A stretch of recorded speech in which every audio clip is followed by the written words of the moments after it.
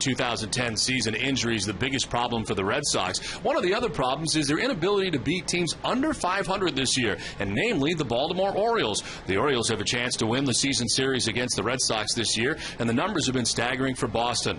The other teams have done better against the Orioles than the Red Sox have. In fact, the Red Sox are the only team in the American League East that Baltimore has a winning record against. They're combined 13-35 against the other three teams in the division. A win tonight would mark the first time the Sox would lose the season series since 2004. The Orioles also could close out this year's series with a winning record at Fenway, only the fourth ballpark they would have a winning record against in the season.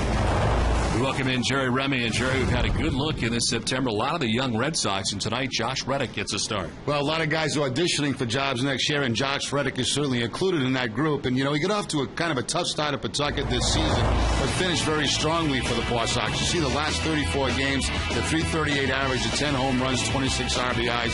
Finished the season with 18 home runs and 65 runs batted in. And, you know, watching him play here at the Major League level, he's very, very aggressive. And I think one thing Terry Francona would like to see, the more time that he gets playing, the fact that he slows the game down a little bit, because he's got all the skills. He can run, he can track down fly balls, he's got a very nice swing, but he's very aggressive. And I think they'd like to see him calm down a little bit, and that'll bring out the most in his talent. In the lineup tonight against the Baltimore Orioles, who'll be facing Kevin Millwood. We're back with more from Fenway Park right after this.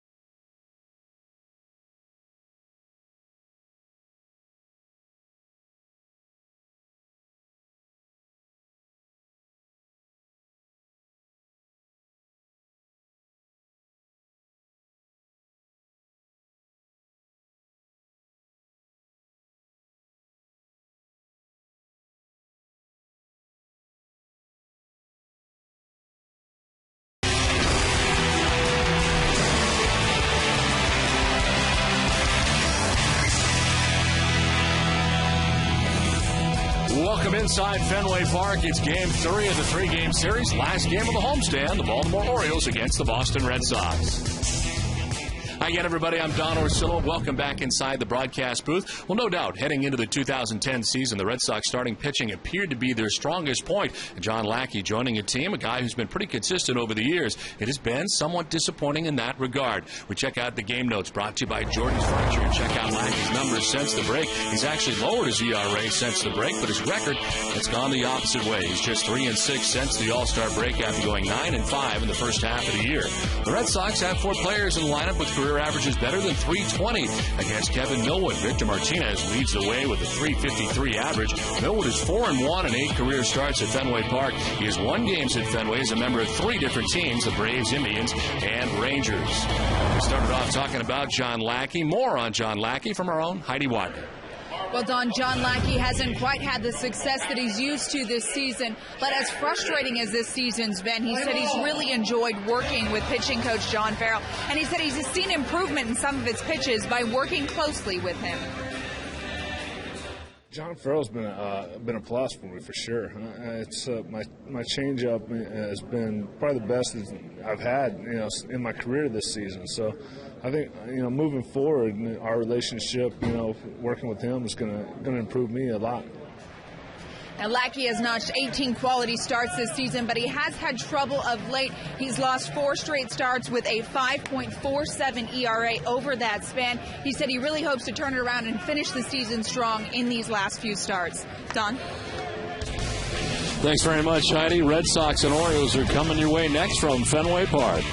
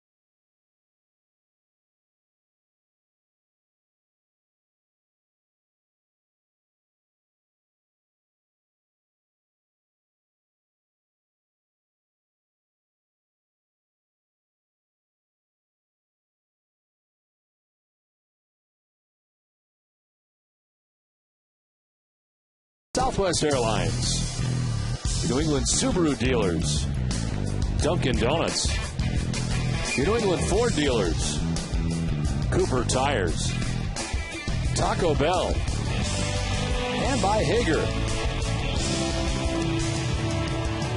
Well, a full moon tonight from Fenway Park as the Red Sox take the field tonight in the final game of the homestand. They wrap up this 3-game series against the Orioles, and as the Red Sox take the field, let's check out the visiting Baltimore Orioles starting 9. Brian Roberts leads it off. He's at second base. Nick Markakis in right field at second with Ty Wigginton at first base. Luke Scott is the DH in the cleanup spot with Matt Wieters doing the catching. Adam Jones is in center field. Felix Pie in left with Robert Andino at third base batting 8th. And Cesar Turris is the shortstop. He bats 9th.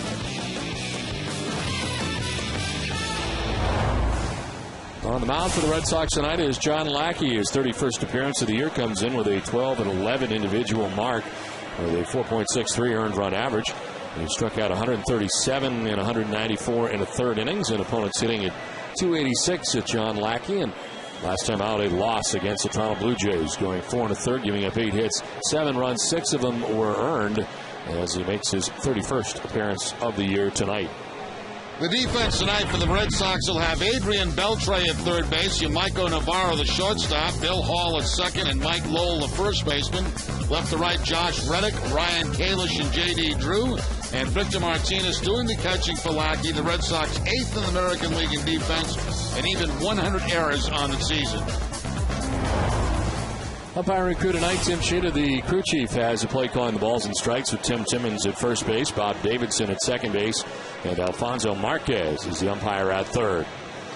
We're available. This telecast can be heard in Spanish by selecting the SAP button on your television remote. Enjoy the game. Buenas noches, amigos. 78 degrees to begin the ball game tonight from Fenway Park. Breeze out to center field at 9 miles per hour, and mostly cloudy is the forecast for the night. Ryan Roberts getting ready to settle in on the left side. He has been trouble as he's been on a lot in this series for the Orioles.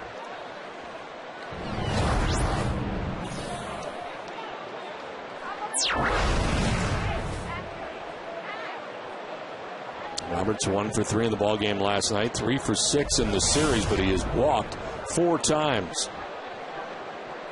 285 average overall, 4 homers, and 15 runs batted in. His first pitch in there for strike 1 to Roberts, and we're underway.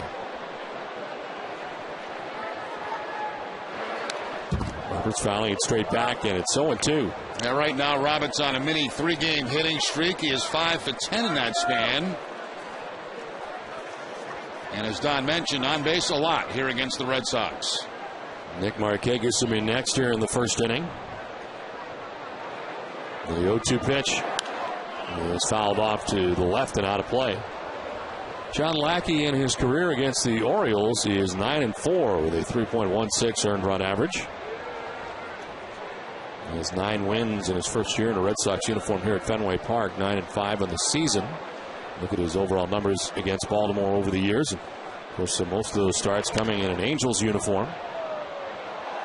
It is the 5th start that he's made this season against Baltimore. In the first 4 outings, going 1-1 with a 3.18 earned run average.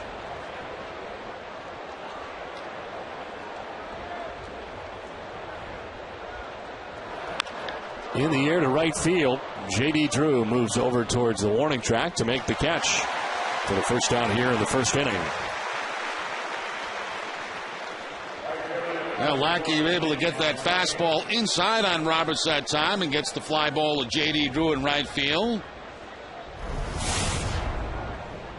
One down here in the first for Nick Markakis, who hits at .291, 10 homers and 53 runs batted in.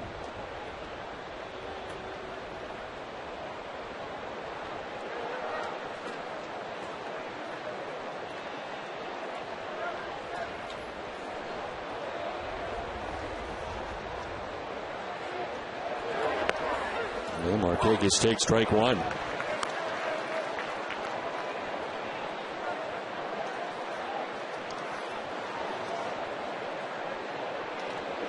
Two for 5 in the ball game last night, 4 for 9 in the series. This lineup has been pretty consistent for the O's in the first 2 games, and of course they have taken the first 2 games of this 3-game series, and very good numbers for Nick Markakis against John Lackey. 1-1 foul back, and it's 1-2. Buck Showalter continuing to have his Orioles play very good baseball. Record of 29-17 since he has taken over from Juan Samuel, who is the interim manager between Dave Tremblay's tenure. This is a broken back grounder softly to Navarro at short. The sidearm tosses in time. 2 down.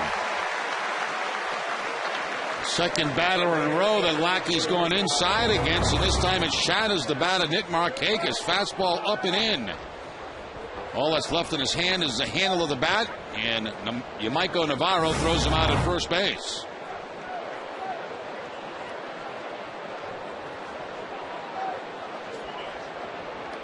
So 2 down here in the first inning. Ty Wigginton, the batter, hitting at .252, 21 home runs, 73 runs batted in. A strike over the outside corner to Wigginton.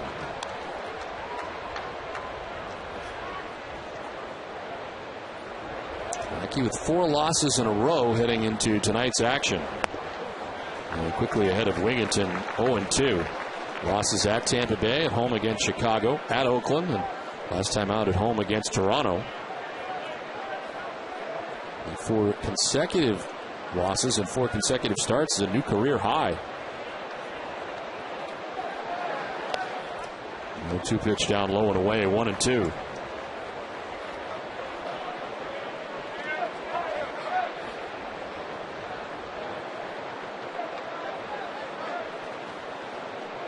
Luke Scott waits on deck. 2 down here in the first inning for the O's.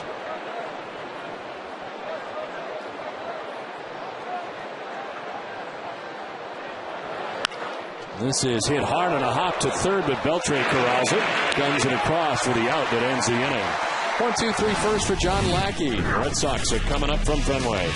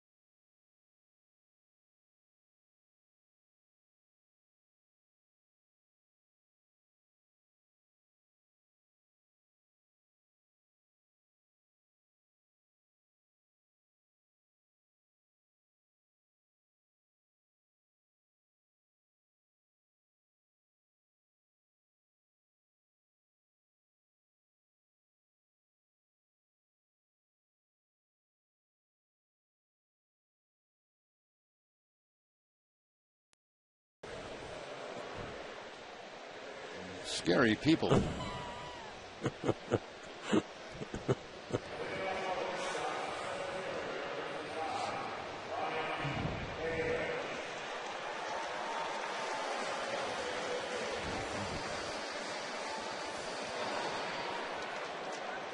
Back at Fenway Park as the Red Sox come to bat in the bottom of the first inning. Orioles down in order in the top of the first as Ryan Kalish stands in and takes strike 1 from Kevin Millwood. It has been a very strange season for Millwood, who makes his 30th start of the year. He is 3-15 and a run average of 5.14. Not used to seeing him struggle in any way. And this is outside, 1-1. Last time out, a no decision against New York. He gave up just 1 run in 7 innings. More like it for Kevin Millwood. 5 hits, walked 4, struck out 6. A strike over the outside corner, 1-2 to Ryan Kalish. Leading off for Boston tonight, hitting at .237, 4 home runs and 22 runs batted in.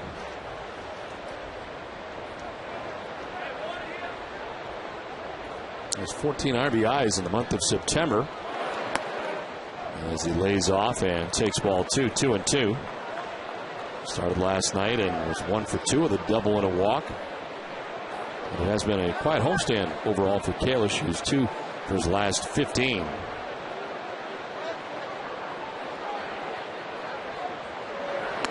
And strikes out to begin things here in the first inning. First strikeout for Kevin Millwood. Let's check out the rest of the Red Sox starting lineup. It's brought to you by New England Chevy dealers. Brian Kalish, J.D. Drew in right field. Victor Martinez doing the catching with David Ortiz at DH. Adrian Beltre at third base with Mike Lowell at first base. Phil Hall at second base bats seventh. Josh Reddick in left field bats eighth. And Michael Navarro is at shortstop. He bats ninth. One down here in the first inning as J.D. Drew sends one foul to the left. We're hitting at .255 to start the night. 19 homers, 64 runs batted in. He was 0 for 5 in the first two games of the series, 0 for 4 last night. Swats one foul off to the left, and it's 0-2. Good numbers for J.D. against Millwood. 324 in his career with a couple of home runs. But quickly down in the count here, 0-2. One of the four members of the Red Sox in the lineup tonight that has an average of .320 or better against Kevin Millwood. As the pitch misses outside 1-2. Millwood is 35 years old. Born in Gastonia, North Carolina, but now resides where he played last in Texas. Just outside of Arlington and Irving, Texas. Of course, acquired from the Rangers for right-hander Chris Ray, a former closer for the Orioles. 16 career starts against the Red Sox from Millwood. He is 6-4 with a 3.71 earned run average. He's 4-1 here at Fenway Park. Last time he lost here was a member of the Braves back July 9th of 2000. This one is sent down the left field line foul. And we'll do it again, 2-2.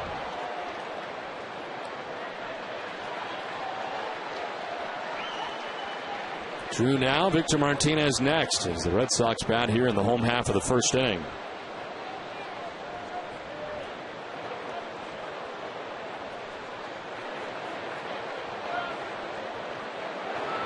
Curveball hit in the air to the shortstop. Left side will actually be the third baseman, Andino, who takes charge and makes the catch for the second out of the first inning. Red Sox baseball on NESN is brought to you in part by Eastern Bank, the official bank of the Red Sox television network. Eastern Bank, the best team in banking. They say we're always talking. Yep. A couple of talking heads. That's it. For 9 innings, that's what we do. So 2 down here in the first inning.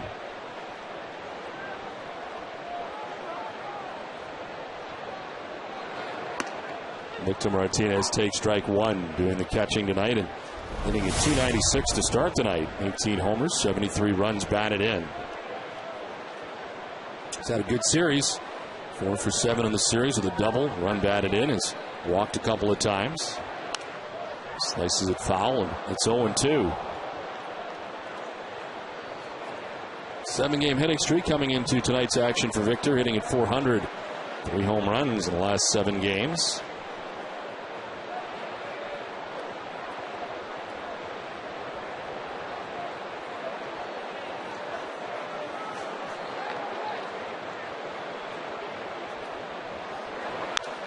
In the air to right, down the line, towards the pole, but foul. Victor making a bid for his 19th home run of the year, and he's been powering up lately. Yeah, Millwood tried to sneak a fastball by him inside at 87 miles an hour, but he got the head of the bat out, pulling it foul. Again, good numbers against Millwood in his career, .353 average. This first inning has been a problem on the year for Millwood. He's allowed at least 2 runs in the first inning in 12 of his last 20 starts. Just away, and it's 1-2. So hoping to get through this first inning unscathed tonight. He's got 2 quick outs here in the first inning. And again, at least 2 runs in 12 of the last 20. At least 1 run in 14 of the last 20. 39 runs in the first inning altogether, but not tonight. As striking out is Martinez. 1-2-3 first for Millwood. Scoreless from Fenway.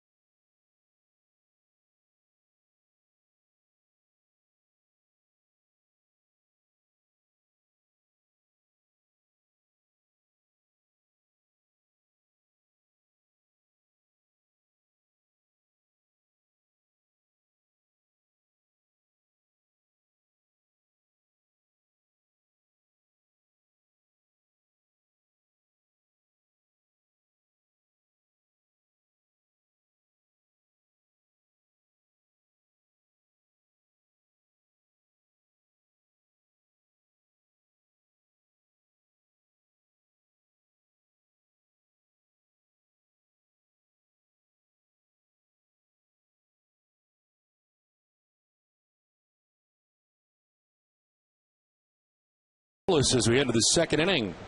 Earlier this season, Olympia Sports and its customers donated over $58,000 to the Brain Trauma Program at Children's Hospital Boston. Before the game, a check was presented to Dr. Mark Proctor, Dr. David Mooney, and Michelle Parker of the Trauma Program at Children's Hospital, Maureen Goff, Special Projects Manager for Olympia Sports, and the top two fundraising Olympia Sports store managers, Jason Blair of Greenbush, New York, and Tim Garvey of Manchester, New Hampshire. So great job by Olympia Sports and all of their customers. Assistance to the Brain Trauma Program at Children's Hospital Boston. Over $58,000 donated.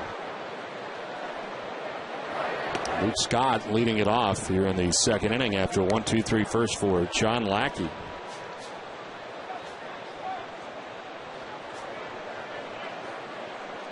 Scott, Wieters, and Jones here in the second inning as Lackey misses in tight. He did 13 pitches to get through the first inning.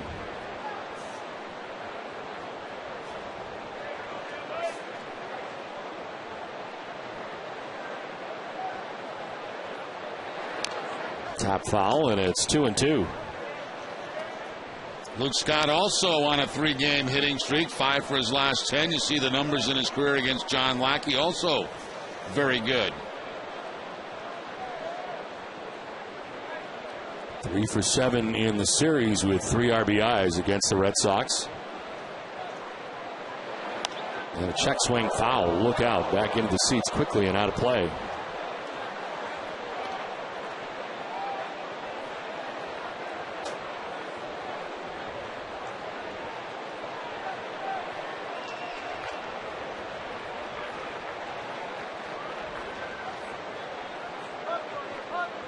Very happy young man.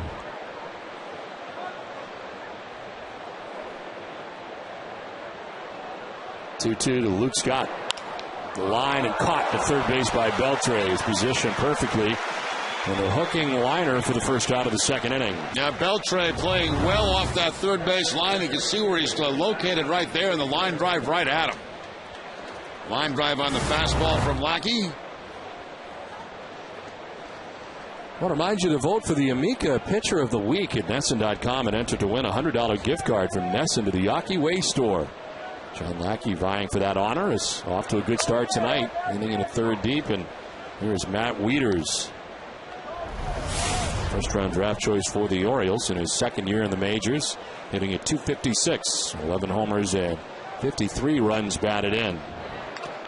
Tapper foul that gets a piece of Martinez, 0-2.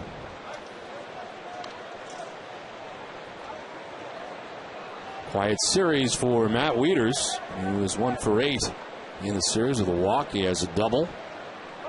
But has been hitting better towards the tail end of the year. The last 20 games hitting at .338.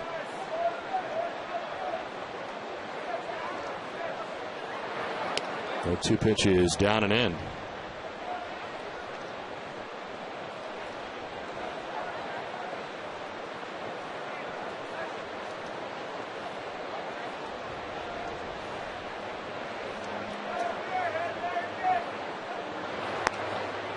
Up high, ball 2-2. Lackey missing at 95 that time. Red Sox dropping the first game of the series 4-2. Daisuke Matsuzaka taking the loss last night. Atchison from the bullpen ended up being dealt the loss. The final was 9-1. And Orioles able to get to the Red Sox closer. As Lackey, with his first strikeout of the night, gets Wieters looking 2 down. That may have been a generous call right there for John Lackey. Goes away with the fastball, everything but 1 pitch away in that at bat against Wieters. And Lackey will certainly take that to strike zone.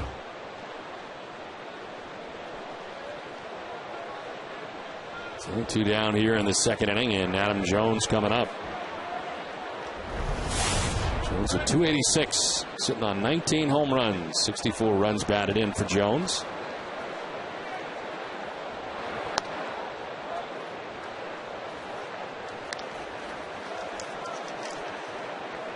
His 23rd double of the year last night, new career high for him.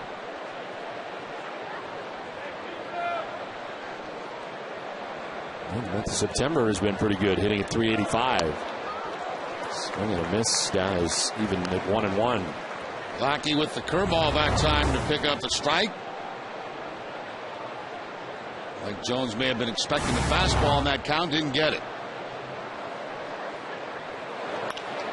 On the ground, foul outside of third, and it's 1-2. For every Red Sox game that goes into extra innings where the Red Sox get a save, CVS Pharmacy will donate $500 to the Children's Hospital Boston. CVS Pharmacy is the official pharmacy of the Boston Red Sox.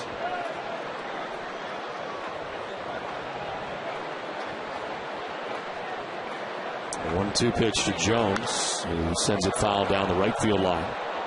The first time we saw the Orioles early in the season, Jones was hitting at 203, got off to a dreadful start. Up to the average up to 286 here.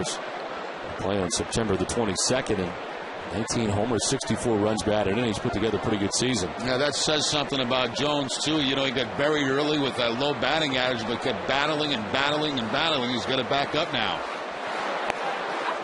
Framed by Victor Martinez, but apparently inside, and it's 2-2.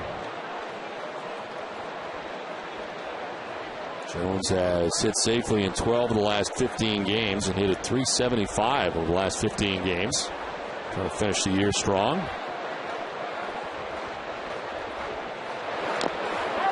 Check swing foul, and it's 2-2 still.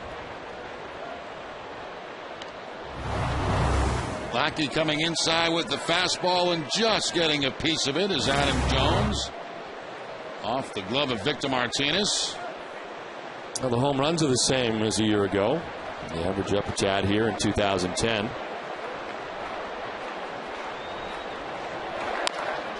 Chop to short. Navarro charging and on the move to make the throw that gets there in time to get Jones. Another 1-2-3 inning and a half done. Scoreless from the Fens.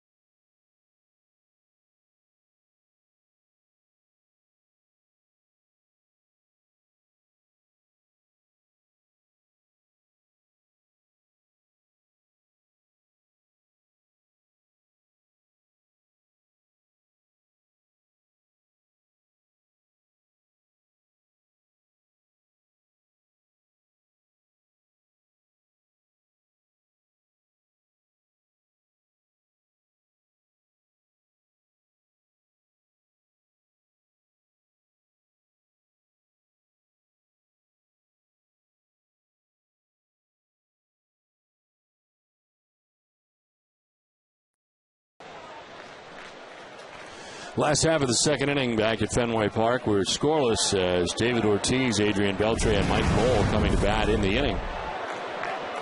1-2-3 first inning for Kevin Millwood. And this is down and in.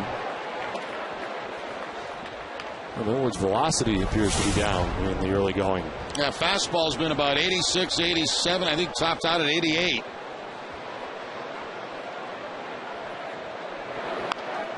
So cute foul over by the Orioles dugout, and the count evens at 1-1. Change up that time from Millwood at 80 miles an hour. Well, the 15 losses he has and the 28 home runs he allowed, both career highs this year. Breaking ball missing up and away, and it's 2-1 to Big Papi. They got good numbers against Kevin Millwood includes 3 home runs and 27 at-bats, .333 average.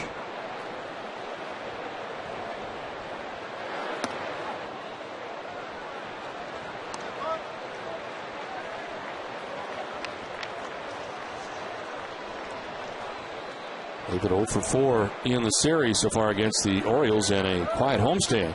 Big Papi 2 for 14 on the homestand. Down and in, and he works a walk to begin things here in the second inning. Let's check in with Heidi. Kevin Millwood has a career-high 15 losses this season, but in his last start against New York, he gave up just 1 run in a no decision. I asked his pitching coach, Rick Kranitz, what he's seen from Millwood. His last game, he really threw the ball well. You know, he occasionally has a little bit of a problem early in the game until he gets into his rhythm, like a lot of good starting pitchers do. You know, using an assortment of pitches, which he has to do. You know, for me, he's got to really get the curveball going, and to complement his fastball and his cutter and sliders. Millwood got a no decision against Boston earlier this year. He gave up just 2 runs in 8 innings in an eventual Orioles win. Don? All right, Heidi, thank you very much. Of course, the 7-inning effort last time out against New York, a game that was won by Alex Rodriguez with a 3-run home run in the 9th inning. It was off the Koji Uehara, which ended that game, but he was in line for a victory with a 7-inning effort, giving up 1 run. So coming off a very good outing against New York. A leadoff walk to David Ortiz has started this bottom of the second inning. And Adrian Beltre now batting. 325, 28 homers, and 98 runs batted in. Beltre's batting average good for 4th in the American League to start tonight. As he takes strike 2.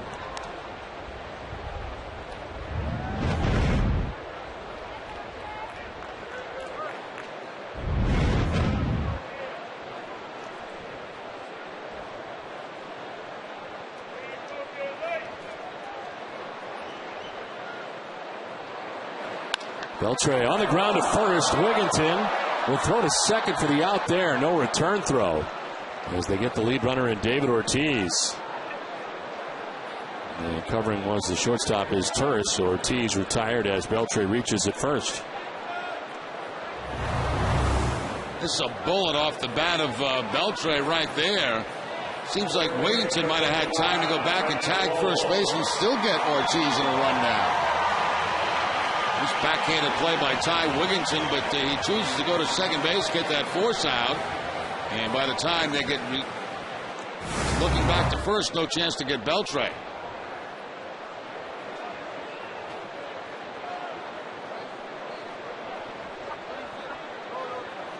So 1 out, 1 on.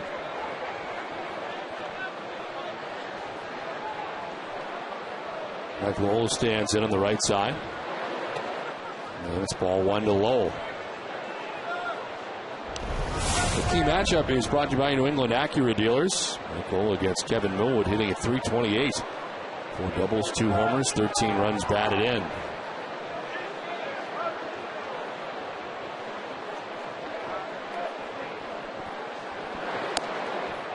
Up and away, and it's 2-0. Hitting at .226, 4 homers, and 22 runs batted in.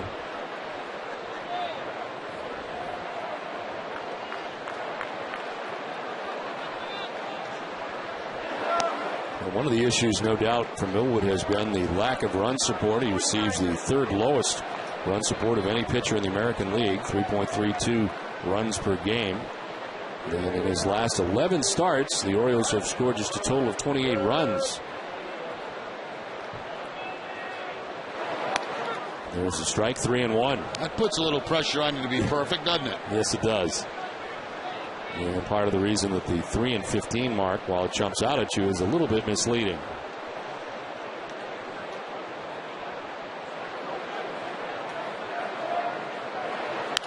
On the ground towards third base, and Dino to second for 1, on to first for 2. Around the horn they go. The double play ends the second inning. We played 2. No score from Fenway.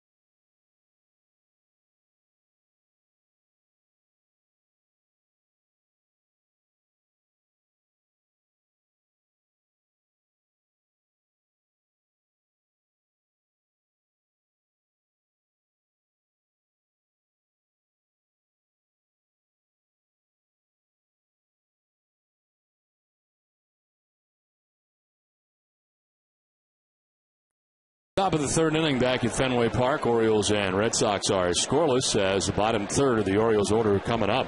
Village BA, Robert Andino, and Cesar Izturis to bat in the inning.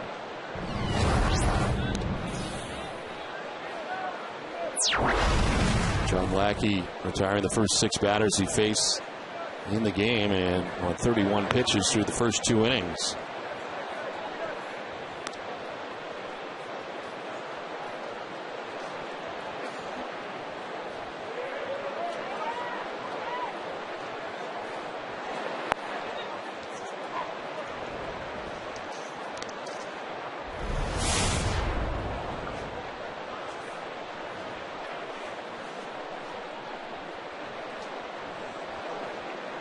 The 2-1 is up high, and the count is now 3-1. Felix PA hitting at .280 with 5 homers and 26 runs batted in.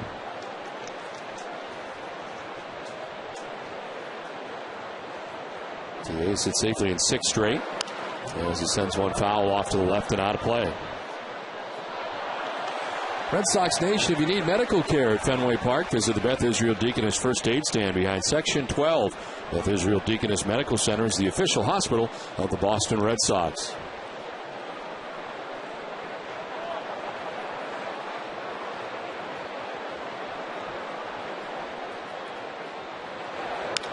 On the ground towards second base, Bill Hall charges and fires to first for the out. And before the ball game, presenting a check for $3,150,349 to Entercom Vice President Marketing Manager Julie Kahn, Entercom Vice President of Programming and Operations Jason Wolf, and of course Rose Maraki in there as well, representing Nesson on behalf of Sean McGrail, the president of Nesson, and of course the president and CEO of the Boston Red Sox, Larry Lucchino, accepting this check on behalf of the Jimmy Fund. As the Jimmy Fund director, Suzanne Fountain, of course, joined us during the 2 days of the Jimmy Fund radio telethon here from Fenway Park. And we thank all of you in Red Sox Nation for being so generous once again. Jimmy Fund raising more than $3.1 million for adult and pediatric cancer research and care at the Dana-Farber Institute in Boston. And this year, of course, was the 9th annual radio telethon held on August the 19th and 20th. And we thank all the supporters and all of you from around all 50 states and around the world. It was amazing how far it reached, and we thank you for all of your true generosity. Nice size check handed over today. So 7 in a row retired by John Lackey as Robert Andino takes the pitch outside, and it evens at 2-2.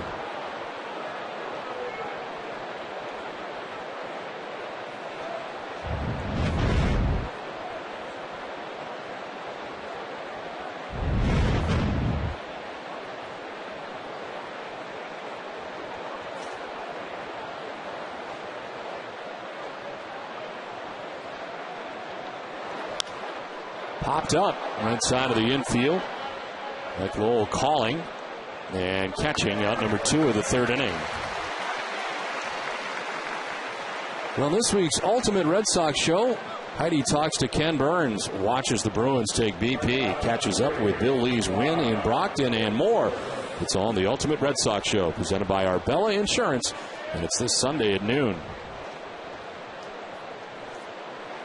Now 2 down here in the third inning. Cesar Izturis, number 9 hitter and shortstop, 239 hitter. And after the first pitch, 2-hopper to first base. Mike Lowell will win the foot race to the bag. That ends the inning. 2.5 done from Fenway, scoreless.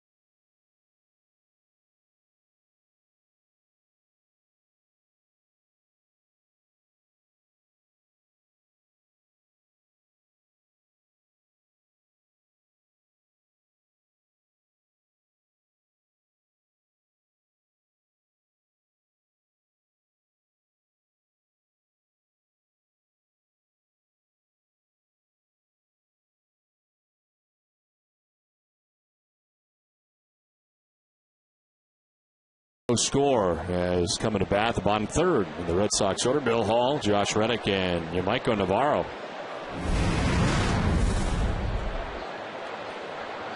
Red Sox have had one base runner walk for David Ortiz to begin the second inning.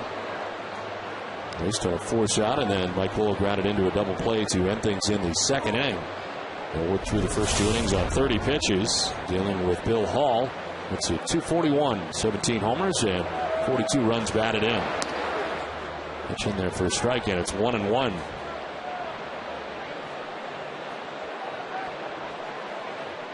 Kevin Millwood, who has a fastball, curveball, slider, and a changeup as part of his arsenal. And fastball has not been, velocity-wise, what we're used to, especially in his time in Texas and early portion of his career as a member of the Atlanta Braves.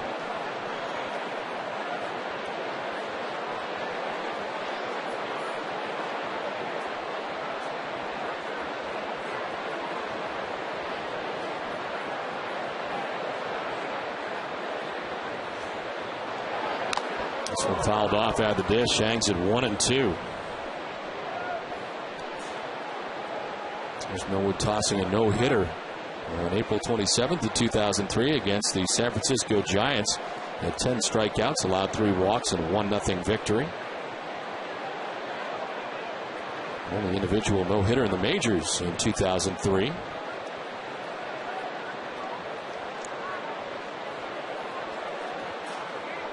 One-two to Hall.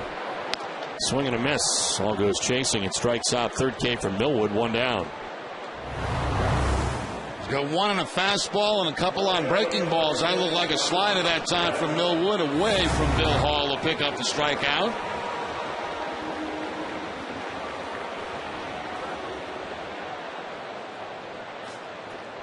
So 1 down here in the third inning. Josh Reddick, the batter, .229 average. No home runs and 4 runs batted in.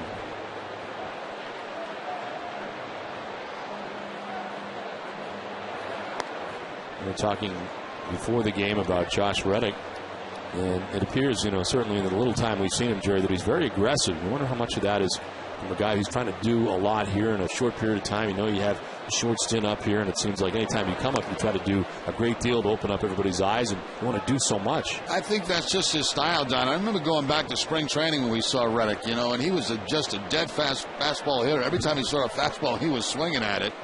And, I think what they've tried to get him to do is, be a little bit more patient with those off-speed pitches. There was a series, I think, in Baltimore where I can't remember exactly the game, but he's in a 2-0 count, and he got a changeup. He got a little excited, swung at that little ground out to second base. Those are the kind of things that obviously with experience you don't do. Swinging a foul tip, and it's 2-2, and certainly something at the minor league level you don't often see. It's amazing how few times major league pitchers actually give in those fastball counts that are supposed to be fastball counts. It's almost like when you get to this level, you got to think completely opposite.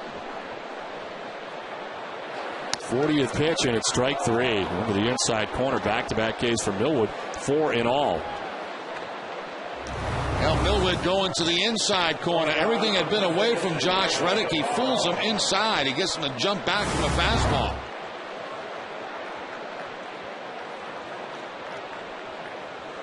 So 2 down here in the third inning. Yamaiko Navarro coming up. Navarro hitting at 161. No homers, 4 runs batted in.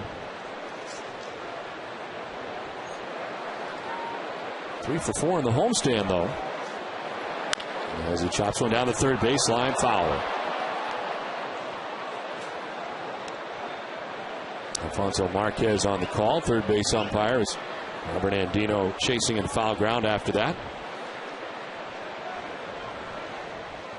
Well, if you think Uno is only great deep dish pizza, think again. Think bold flavors like blackened chicken fettuccine or tikka masala. Think Uno, way deeper than pizza. Is blackened chicken, that's spicy, isn't it? It could be. Yeah, I couldn't handle that. You'd be sweating immediately. Oh.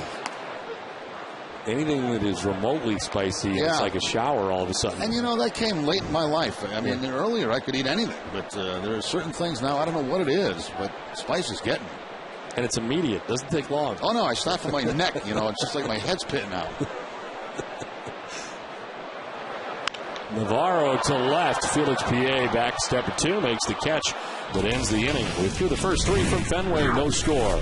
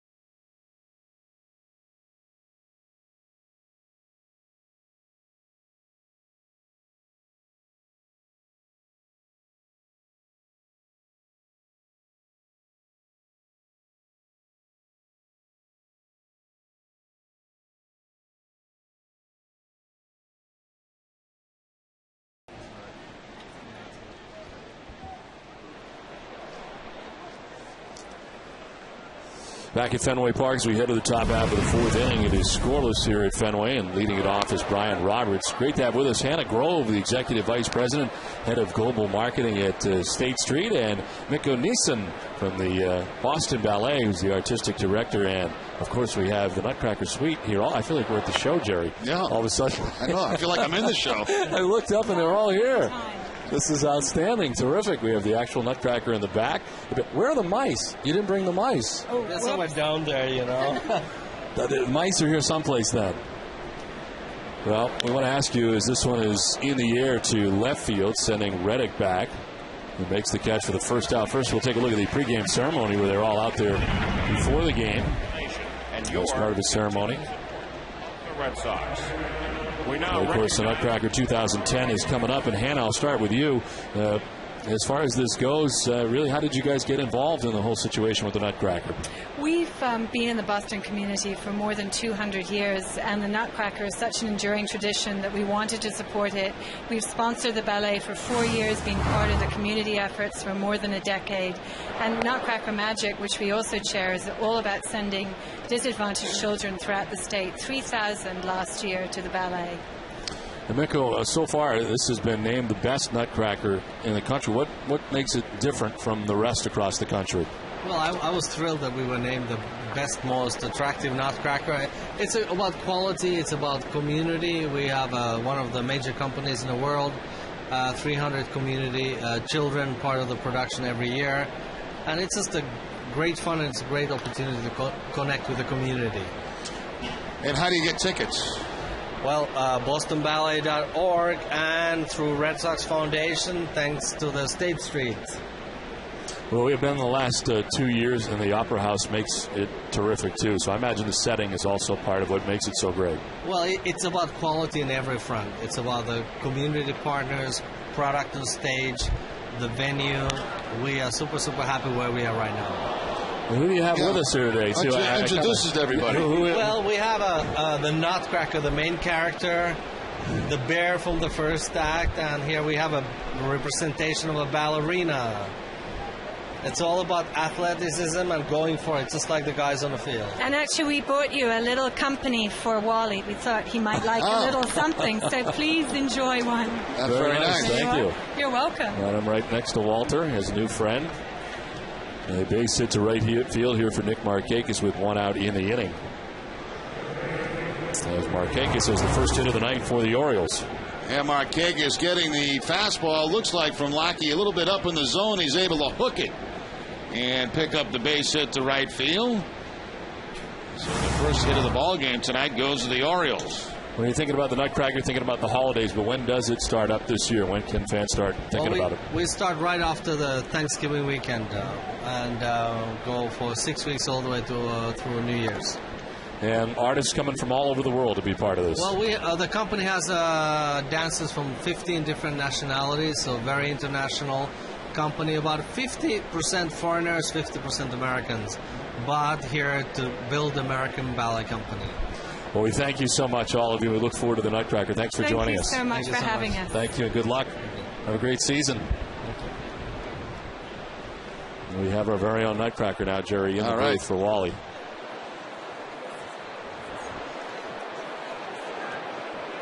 Thank you. Leonard first base with 1 out in the inning. And Ty Wigginton. Yeah, gift bags too. Gift bags. Yeah. Thank you. I think there's a tutu in there for you, Jerry. Yeah, if there is, I'll put it on. Might bring ratings up. Oh, pitch is low and outside. And it's 3-0. A lot of stuff in here.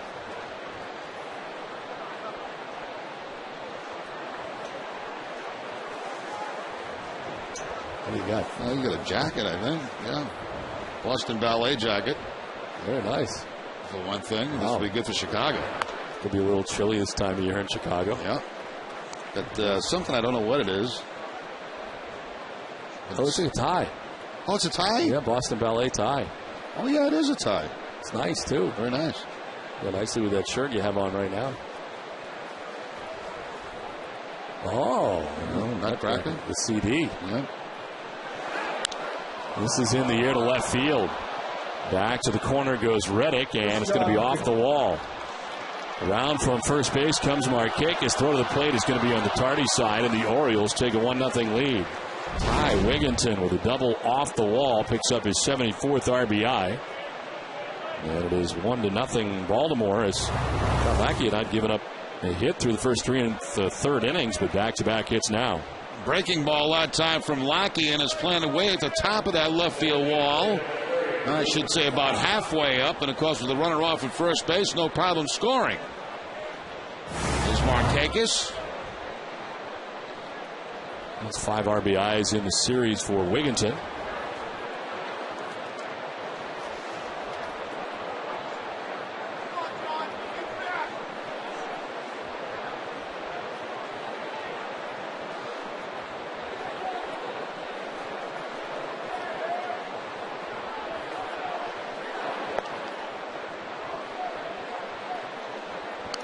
Luke Scott lined out at third base in the second inning. He is 0 for 1.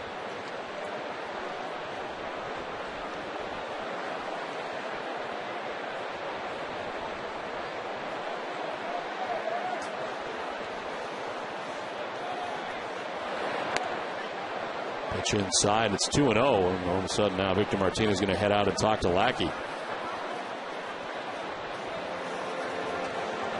Tonight at 11, join Jade McCarthy and Yuri Behringer. Ness and Daly, presented by Sun Life Financial. Tyler Sagan makes his Bruins debut in Montreal tonight. Naoko Funayama is there, and we'll have all the details. Let's hear an emotional Kevin Falk talk about his devastating injury and his road to recovery with Catherine Tappan. You won't want to miss Ness and Daly coming up tonight at 11.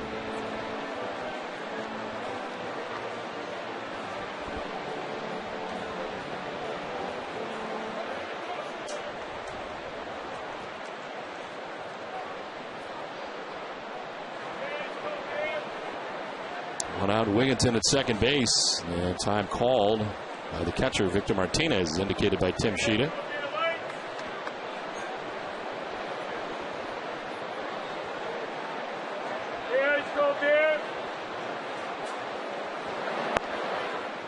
Outside ball 3, 3-0.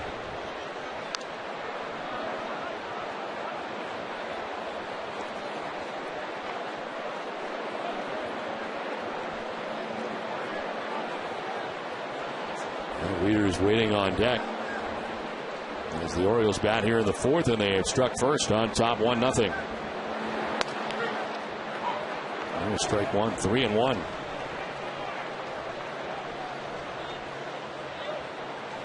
That might be a record for the most guests at one time. I think it is. What do we have? 1, 2, 3, 4, 5.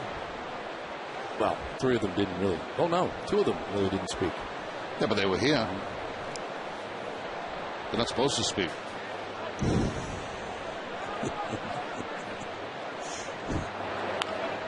It's true. It is the most guests in costumes we've had before. Yeah. Yeah.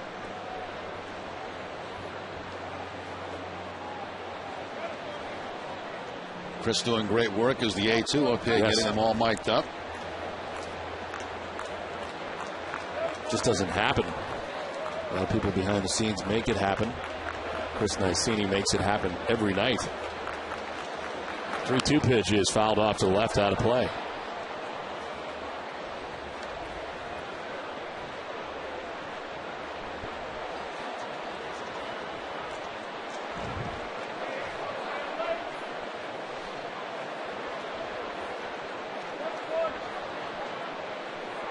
He's gone out to dance to do a couple of pirouettes, but there was no room.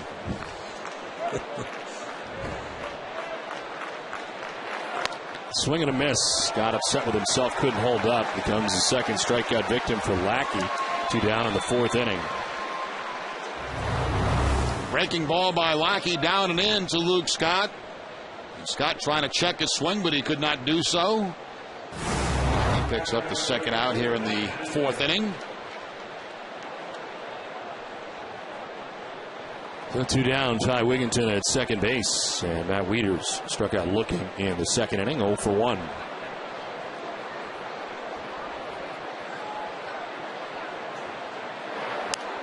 Stop foul off to the left and out of play.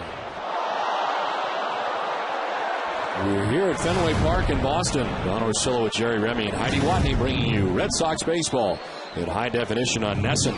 Coordinating producer of Red Sox baseball is Russ Gann. Senior coordinating director Michael Narachi. Associate producer Jim White. Production assistant is Kate Galvin. And Nesson's executive producer is Joel Fell. Orioles have taken a 1-0 lead in Game 3 of this 3-game series between the Red Sox and the Orioles. And a snap throw to second base, and safe at second is Wigginton, able to get back. Pretty close play at second base. Good quick release by Victor Martinez behind the plate. You see Yamaiko Navarro cheating in. Just back with the head first slide is Ty Wigginton. Very close.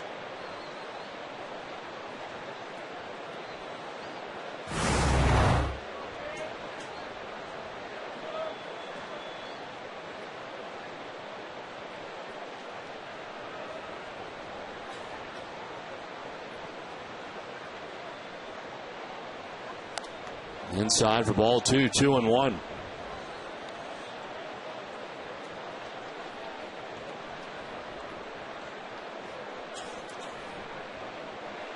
Here's a strikeout victim in the second inning. 1 of 2 Ks for John Lackey through 3 2/3 innings.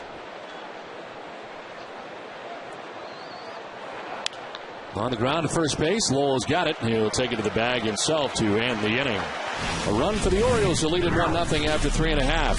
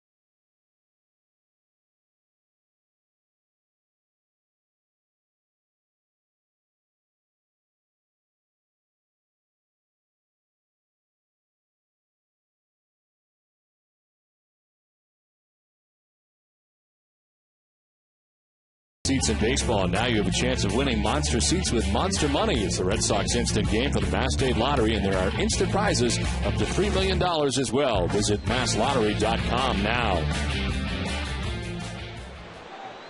The last half of the fourth inning, it is 1-0. The Orioles on top now as they take the lead in the top half of the inning.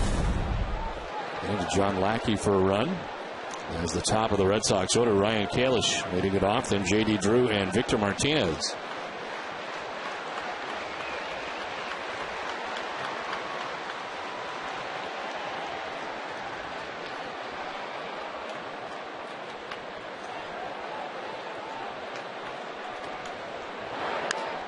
Kalish fouling it at the dish, and it is right off Wieters, 0-2.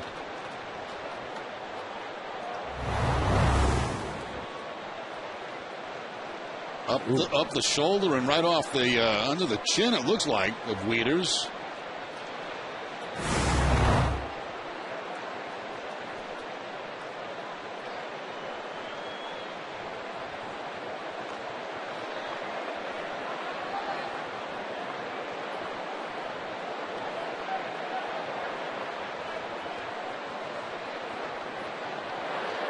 Inside, and it is 1-2. 4 strikeouts through the first 3 innings for Kevin Millwood. He's walked a batter. The Red Sox have not been able to register a hit off Millwood yet as they bat here second time through the order. Kalish now, J.D. Drew waits on deck.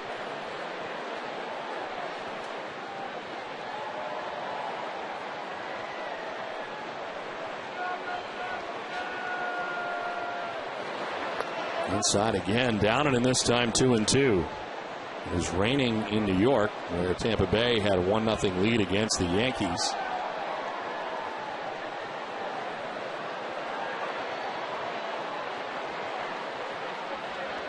The Yankees with a 2.5-game lead atop the American League East as that action continues tonight.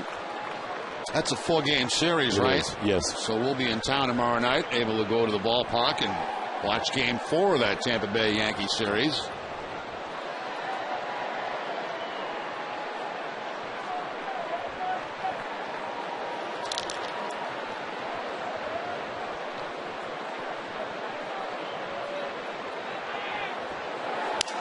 Broken bat. It goes into the seats. Look out. And the ball goes into right for a base hit. So everybody's all right down there. The bat going in about 10 rows deep as Kalish aboard with the first hit. That's left to the bat. Yeah. Thank goodness nobody got hurt.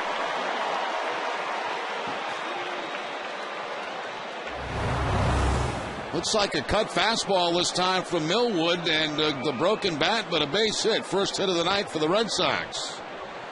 As Ryan Kalish picks it up.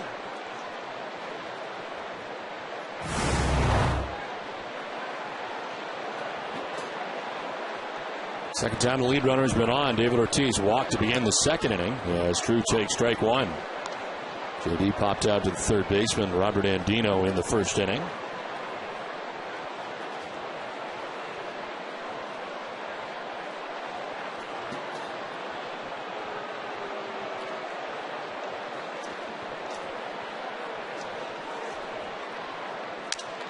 Gets jammed and pops it up. Roberts headed out to the outfield to make the catch for the first out of the inning. Let's check back in with Heidi. Well, Don, despite being in the AL East cellar, the Orioles are on a hot streak with a 16-7 record since the end of August. I talked to manager Buck Showalter and asked him how he keeps his players motivated when they have no shot at the postseason.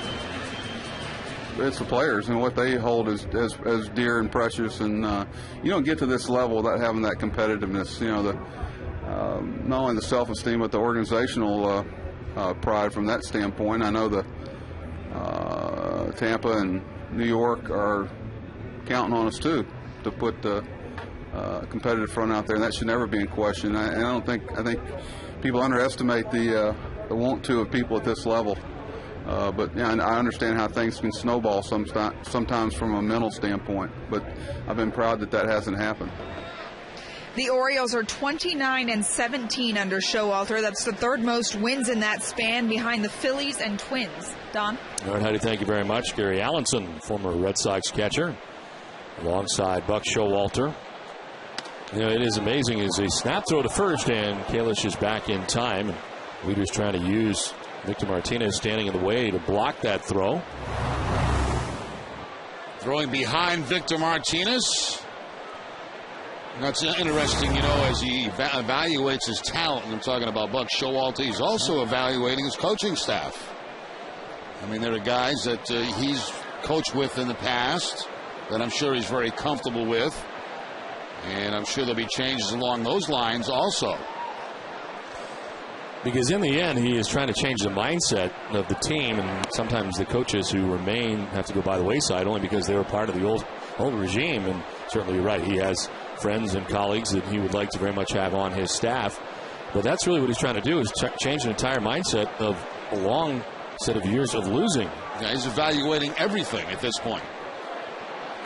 And I think that's why you think about the timing of the move, that it makes sense to have done it when they did. As Martinez lines it into right field for a base hit, all of a sudden, Red Sox have 2 on with 1 away.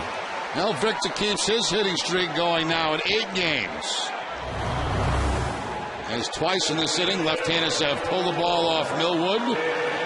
Top spin line drive by Martinez, dropping it in front of Markakis.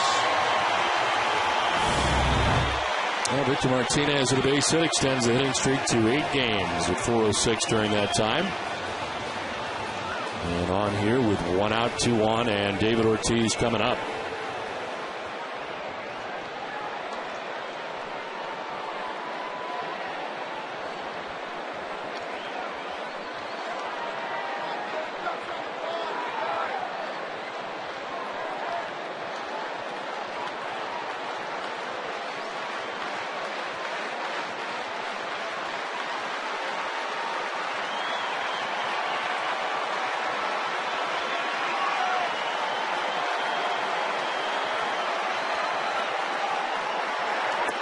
Ortiz takes ball 1 outside.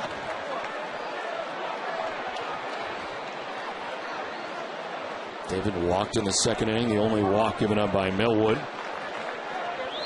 Red Sox have 2 on for the first time in the game after the Orioles got a run in the top half of this inning.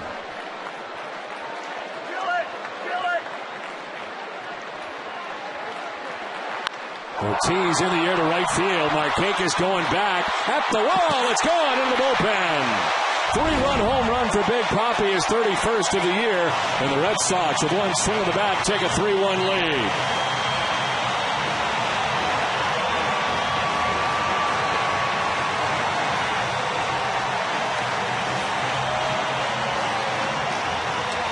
Well, Big Papi now with 31 home runs and 95 runs batted in as he gets a slider inside and cleans it out. There's the breaking ball that stays about belt high. And Ortiz takes it out of line out of the ballpark.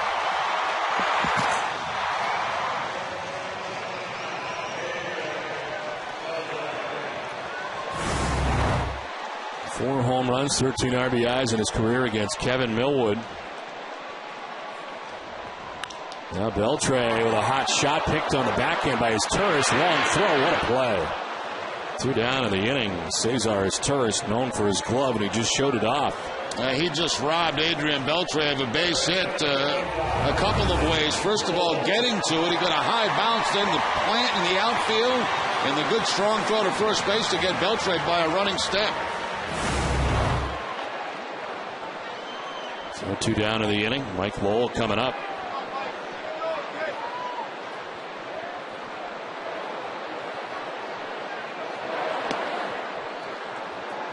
Well, during the 2010 Red Sox season, Hess and Hess Express will donate $500 to the Pediatric Trauma Program at Children's Hospital Boston. For every home run hit by the Red Sox, Hess and Hess Express committed to helping the cause.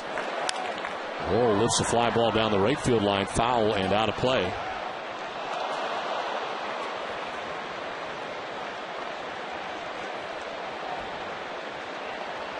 This will be the 60th pitch of the night for Kevin Millwood with 2 outs in the bottom of the 4th inning.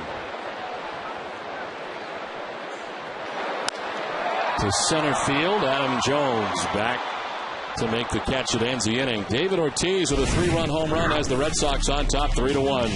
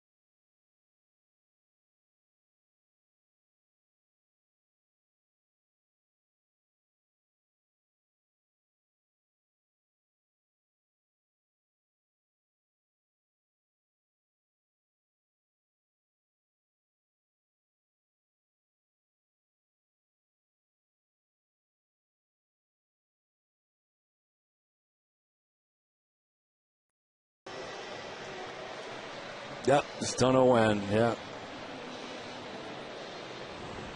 Just what time?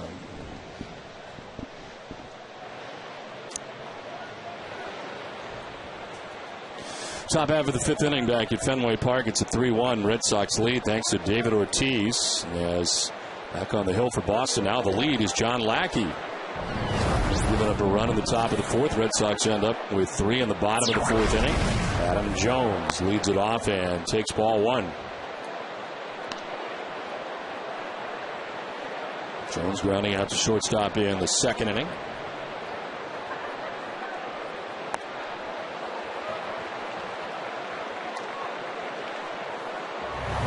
Lackey going to the breaking ball here again. The curveball will pick up the strike on Jones. Well off the plate. 70th pitch of the night for John Lackey, dealing with the first batter here of the fifth inning.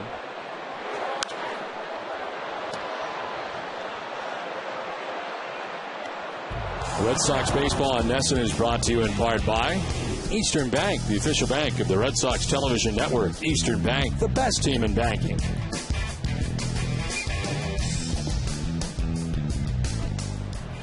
One and two the count to Adam Jones, who leads it off here in the fifth inning. Rounded out to shortstop here in the second. He's 0 for 1. Jones went after it and strikes out. Tim Sheeta rings him up. We had the chance to talk to Terry Francona in between innings, and we started with the home run by David Ortiz and the way the season started for Ortiz. You know, he believed in himself, and there was a time when it was, you know, that first month was really difficult, like you said, but boy, he's really something, and he continues to hit. And, you know, tonight, up to that point, we weren't doing much, and that big hit got us a chance now to, you know, play with a lead. You know, it's kind of a balancing act you have right now at your lineups. I mean, you got guys that have played for you all season long that have goals in mind, yet you want to take a look at some of these young guys and get them experience at the major league level. I think that's just, it is a balancing act. We want to, you know, we have an obligation to the organization to see some of these young guys and get them some experience, but at the same time, you know, Lowell, Beltre, these guys, Scudero, they've been playing banged up all year, so we'll just try to keep balancing it. Dude, I want to ask you about Beltre, your first year around him on an everyday basis. I mean, this guy's amazing. Trying to get him to sit down on occasion is a tough task, as injured and as banged up as he's been all year. He's awesome. It's just like the opposite of being around you for the entire year. Tito, thanks so much. Terry Francona, and his initial thoughts seemed reasonable about Adrian Beltre as Felix B.A. stands in on the left side and takes ball 2-1. And it is amazing. Beltre with his sprained wrist, he's been playing all year with a hamstring situation. Went to the All-Star game with a banged-up hamstring, in there every day, wants to play every inning, and has had a fabulous year.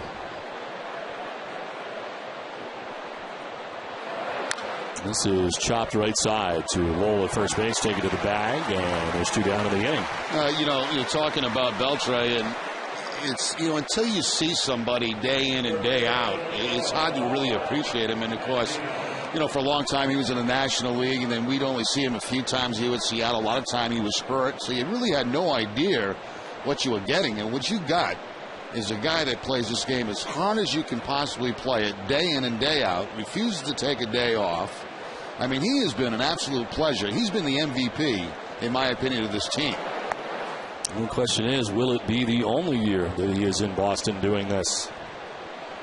No question that what he has been able to do this year. Now, there'll be a lot of questions in the offseason. No, there are a lot. And it starts with the Red Sox MVP this year. This one is grounded foul outside of third.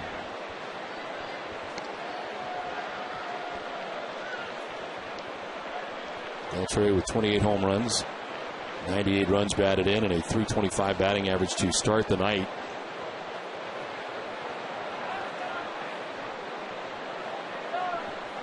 The 1-1 is chopped foul. I want to remind you to get one of the best sports sections in the country delivered to your home every day. Sign up now for convenient Boston Globe home delivery. Call 888-MY-GLOBE or go to bostonglobe.com/sports. And sometimes you take a deal in order to get another deal. And we've seen a lot of players in this day and age, as far as the economy situation going on, not only across the country, but in baseball in the last couple off seasons, the guys have been kind of forced into taking one-year deals. I saw Bobby Abreu do it in L.A. Beltran, the situation in Boston, it's really about putting together the 1 year for the rest. And the question is, what is going to be the rest? How much money, how many years? And I think it's going to be a lot of both. And will it be here in Boston? We'll find out. Johnny Damon's another guy that was in that same situation this year, signing very late with the Detroit Tigers. Say, okay, I'm going to do it. I'm going to put together a heck of a year, and then I'm going to take another look. And he has done all that.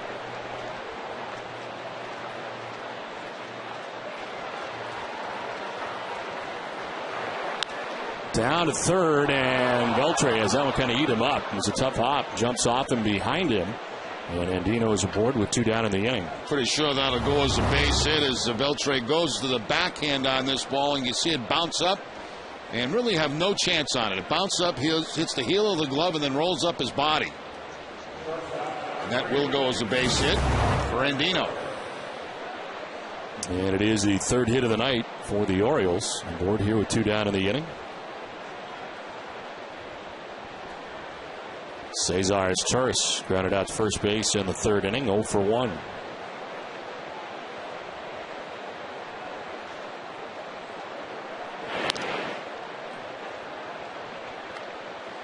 It is amazing how much later things are taking place now in the offseason as well, as far as free agent signings go.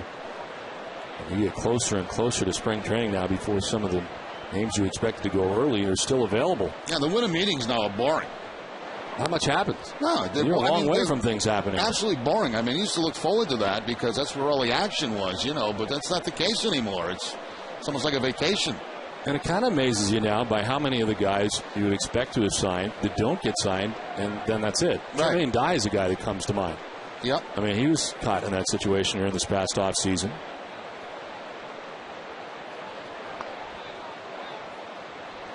I remember I couldn't wait for the winter meetings, you know, because that was a time where you had players going everywhere. You had free agent signing, you had trades, you had this, you had that. Now you come out of there with basically nothing. Preliminary talks at times. Yeah. Talk to some agents. Really sets up the rest of the offseason now more than it is where all the action is. There's the pitch in there for a strike, and it's 2-1.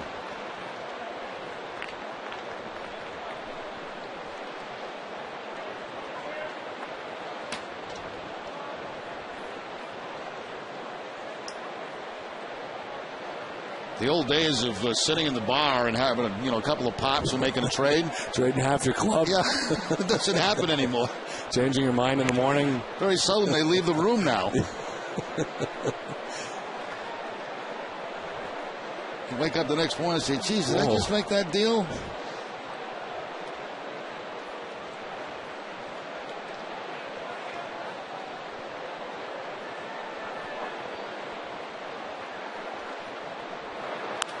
Fouled off to the left, and it's 2-2.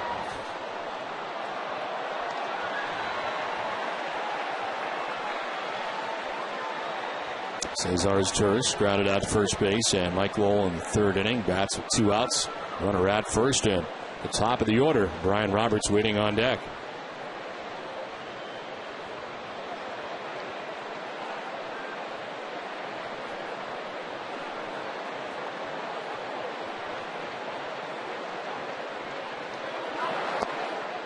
Down low, ball 3, full count.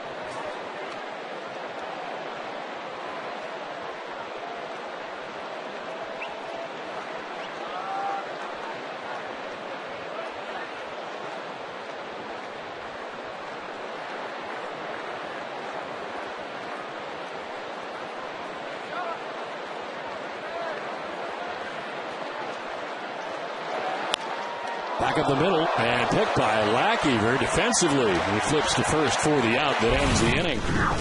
4.5 done, 3-1 Red Sox.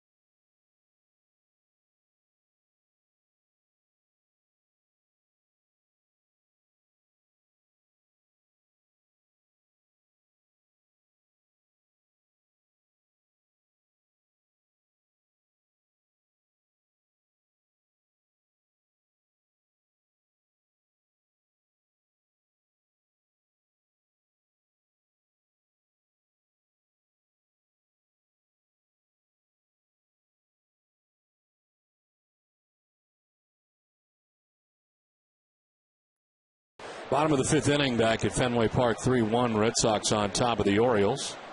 There's Bill Hall, Josh Reddick, and Yamaika Navarro batting here against Kevin Millwood in the fifth.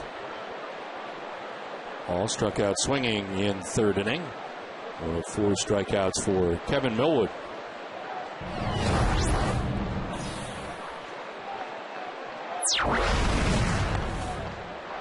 And then for strike 2, and it's 0-2. 4 strikeouts for Millwood, a walk on the night, and running into trouble in the fourth inning. Gave up hits to Kalish and Victor Martinez, which set the table for the 3-run home run by David Ortiz, his 31st home run of the year. Fly ball to center field. Jones backpedaling, plenty of room, and makes the catch for the first out. Red Sox baseball in Nesson is brought to you in part by Eastern Bank. For each Red Sox win this month, the Eastern Bank Charitable Foundation will donate $500 to the Boys and Girls Club of Plymouth. One down in the fifth inning, and it brings up Josh Reddick.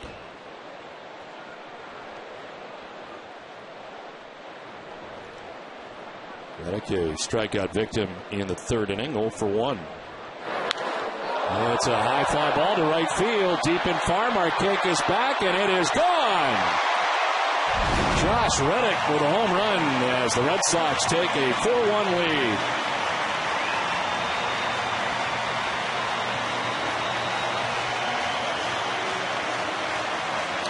Well, Josh Reddick has 3 career home runs at the big league level, all 3 against Baltimore. We mentioned the fact he's a good fastball hitter. He jumps on the first fastball from Millwood. And the veteran and now the rookie have hit home runs.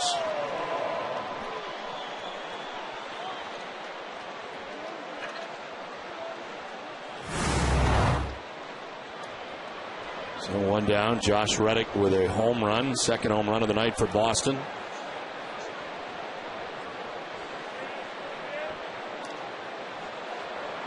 Yamaika Navarro 0 for 1.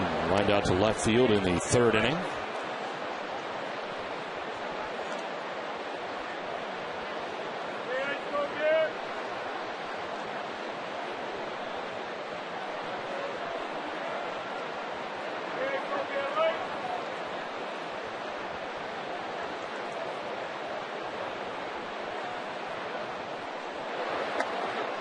And there for strike 2 and 1.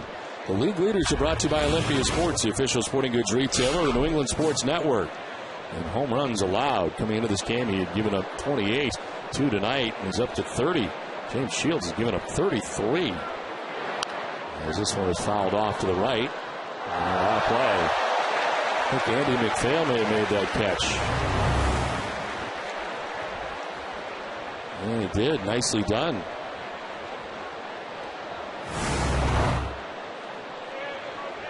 Trying to turn the Orioles around and showing a little athletic ability along the way. 2-2 pitch is a breaking ball for strike 3 that buckles Navarro. It is the 5th strikeout for Millwood, 2 down. Well, that completely fooled Navarro there. The breaking ball from Millwood. Navarro didn't know which way to go. Leans in, back, the side goes. And the baseball picks up the inside corner. Kind of did a dance in the end. Yeah, it was kind of weird. It was forward, backwards, and back to the bench. So 2 down. Ryan Kalish, the batter.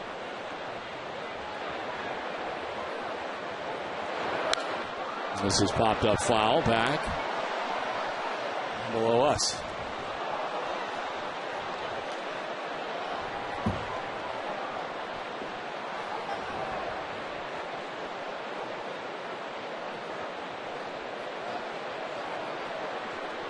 Kalish struck out in the first inning, singled in the fourth. Okajima and Uehara. Bullpen to bullpen. Out there in a little conversation, a little bloop. Foul ground. Andino makes the catch that ends the inning. Home run for Josh Reddick as the Red Sox on top 4-1.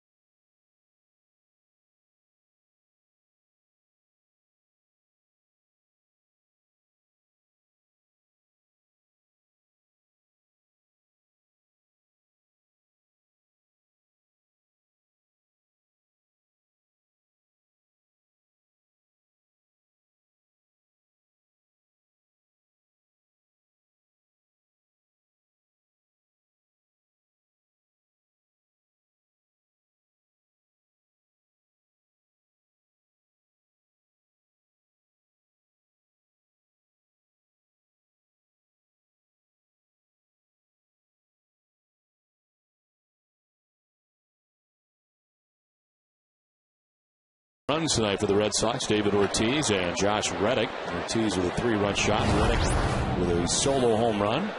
And a 3-run lead. And John Lackey works here in the 6th inning. The top of the Orioles order, Brian Roberts with a 1-0. Curveball in there for strike one. The pitching line is brought to you by Ace Ticket. John Lackey, 5+, 3 hits, 1 run. That came in the 4th inning. There is one out to right field, and it'll fall in for a base hit in front of J.D. Drew. There's the 4th hit of the night, and the first for Brian Roberts. Didn't sound too good going out there, but certainly good enough to drop in front of J.D. Drew for a base hit. Sounded like it was toward the end of the bat, and it was.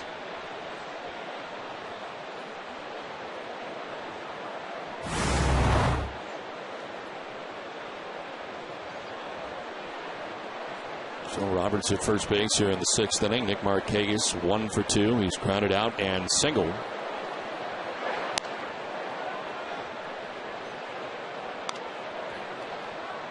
It seems in a lot of Lackey's outings it is here in the 6th and 7th inning where the trouble sometimes begins. And all of a sudden things have gone very well throughout most of the outing, and then all of a sudden this is sometimes where he runs into trouble. Trying to stay away from that here against the Orioles in the 6th inning.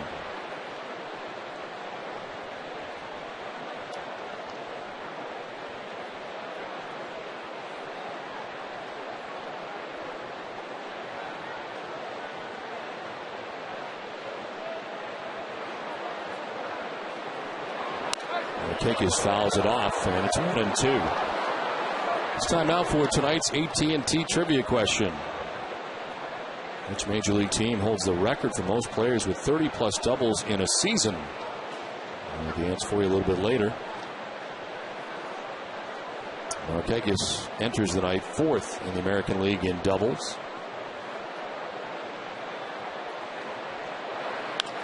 Sends one towards shortstop. Navarro will touch second and fire to first for the double play. And just did get him at first base. Good leaping bid by Markakis. And a double play. 2 down in the 6th inning. Tell you, Michael almost took a little too much time getting to second base because Markakis was getting down that line pretty good.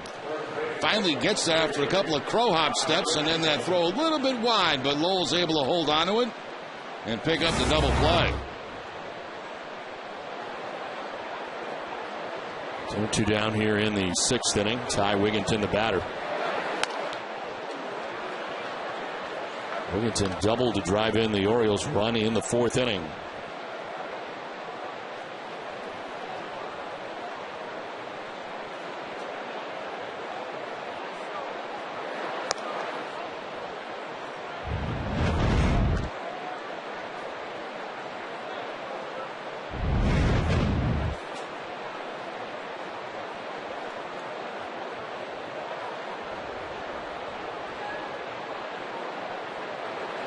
Swing and a miss, and it's 1-2.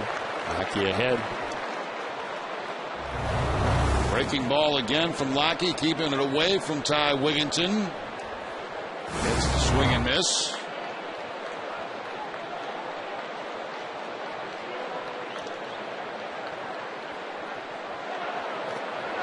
Well, gone. They check and no, says Tim Timmons, first base umpire.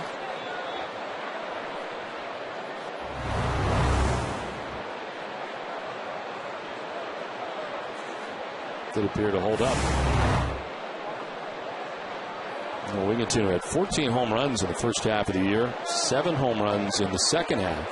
Even though his batting average is almost identical for the first half and the second half. Only 252 before the All-Star break, 253 after, but double the amount of home runs in the first half. And a home run here last night, and it had been his first home run in a month. 3-2 pitch. Wigginton fouls it off to the right. Covidien, a global healthcare products company, is a proud sponsor of the Red Sox Foundation, helping to address health needs in our communities. 2 outs in the 6th inning as Ty Wigginton about to see his 7th pitch of this sequence against John Lackey. And it is Ryan Fowle.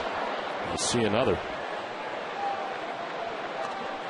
Well, congratulations to the Minnesota Twins, who in the playoffs. They really took off and ran away with that thing in a hurry. I was going to say, without much drama this year, generally they got to play a one-game playoff or win all the games of the last weekend of the season to get in. Well, now they took all the drama out, and that's after the White Sox went out and got Manny Ramirez for their big push, and really they went nowhere. As there's strike 3 to Wigginton. Fourth strikeout for Lackey. Played 5.5. 4-1 Boston.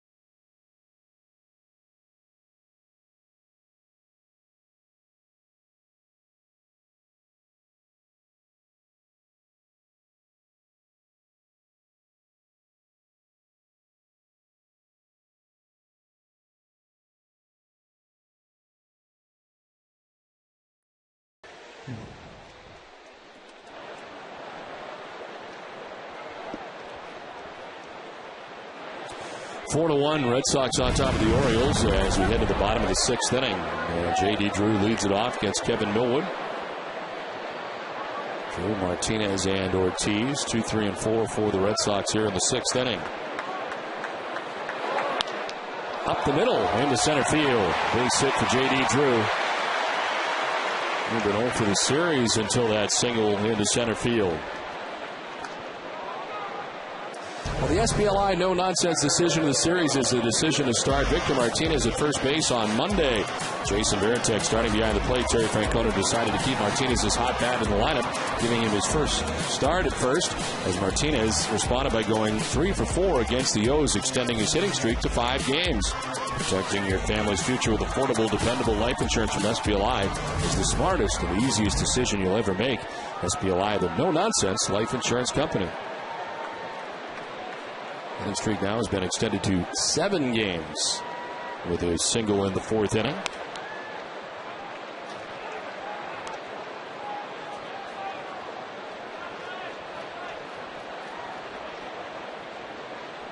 Homers, 73 runs batted in, a .297 average. You wonder where those numbers would be if Victor had been healthy all year.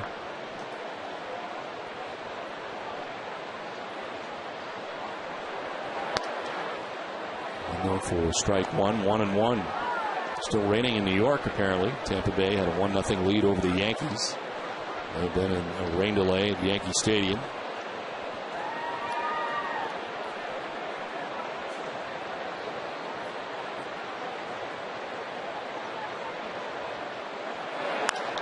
Line off the glove. It is Turris into left. Yeah, a little bit of it on the way by, and Martinez has his second hit of the night. Now Victor shooting for that magic 300. The .296 coming into the game tonight. 2 for 3 as this ball just deflects off the glove of Cesar Turris.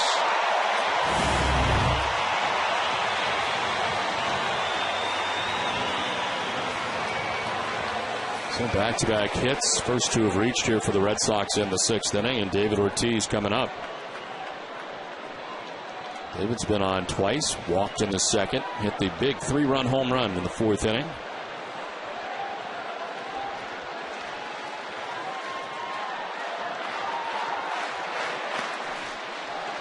Now it's time now for the Coors Light Freeze Cam, and last time up, David Ortiz gets a slider in and takes it out.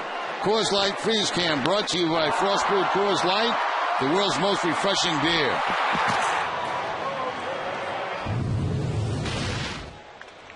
One-0 tap foul, and it's 1-1.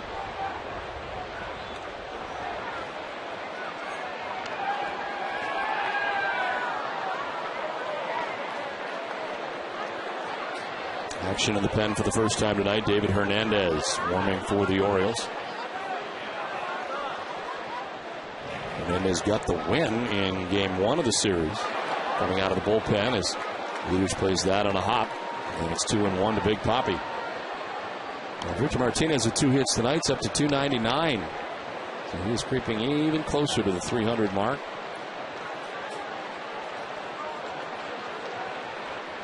4 multi-hit games in the last 6 games for Victor Martinez. He's 2 for 3 in the game tonight.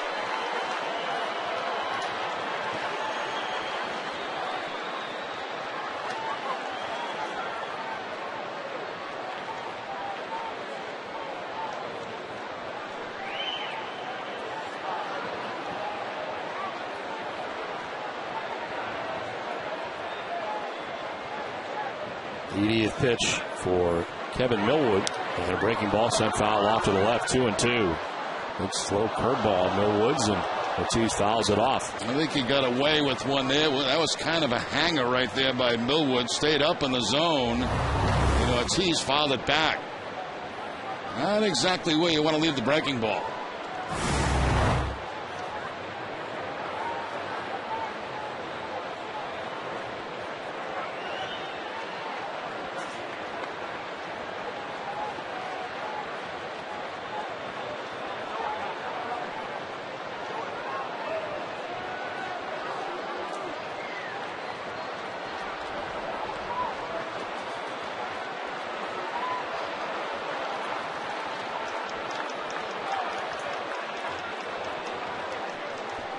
Adrian Beltre waiting on deck. 2 on, nobody out here in the bottom of the 6th inning. Ortiz sending one foul down the left field line, out of play. It's time now for the answer to tonight's AT&T trivia question. Which Major League team holds a record for most players with 30 or more doubles in a season? The 2003 Boston Red Sox. On this date in 2003, Kevin Millar picked up his 30th double of the year off Orioles' Kerry Lightenberg, becoming the 8th Red Sox player with 30 or more. The others, Johnny Damon, Nomar, Bill Miller, David Ortiz, Manny Ramirez, Jason Varitek, and Todd Walker. 4 teams in Major League history have had 7 players with 30 or more doubles.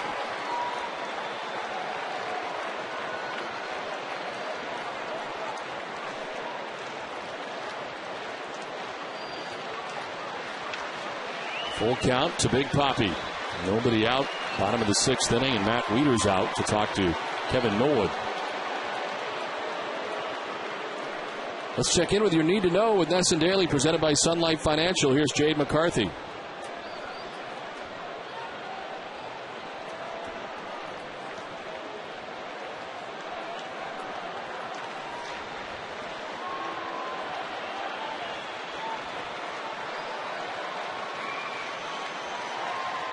Line into right field. A base hit for Ortiz. Drew coming around from second base. He'll score. Red Sox lead it 5-1. Big Papi has driven in his 4th run of the night.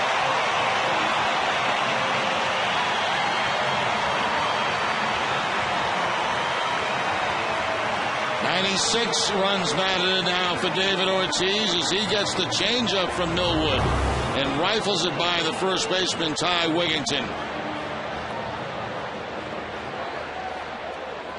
Martinez at first base had to hold to make sure it was not caught, and then he's still able to make third base as that run scores. That's going to be it for Millwood. Pitching change from Fenway. Red Sox on top 5-1.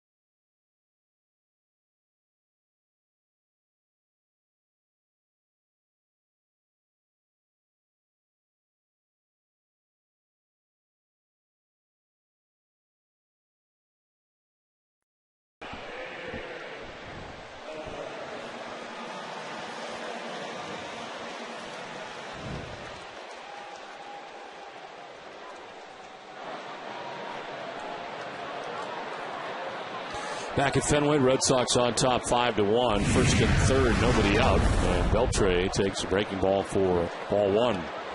This call to the bullpen is brought to you by New England Ford Dealers. David Hernandez into the game for the Orioles. Make sure you get a win in game one. His 39th appearance, 8-8 record, 4.56 ERA. He's been in and out of the rotation as this one was fouled back.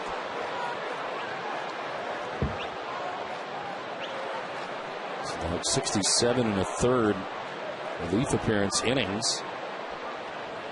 That is 8th win of the season on Monday against the Red Sox. They went 1-5 to begin the year in the first 8 starts. This is line to left. In for a hit for Beltre from third base comes Martinez. The bobble out there, but headed to second base, and getting there is Adrian Beltre as the Red Sox take a 6-1 lead. Well, Adrian Beltre is now 1 RBI away from 100 on the season. Picks up number 99, a one near. Goes down on the breaking ball, down to that one knee, and lines it into left field for the base hit. It's usually the breaking ball or changeup that he drops to one knee. Cue the organ. Adrian Beltre safe at second. Safe and secure, New York life. Back in the lead in the American League in doubles now. Beltre at second base, second and third. Mike Wohl, the batter, the infield in. Wohl fouls it off to the right, out of play. Still nobody out in this inning. And the runner at third base, David Ortiz, the responsibility of Kevin Millwood, has already been touched for 6 runs.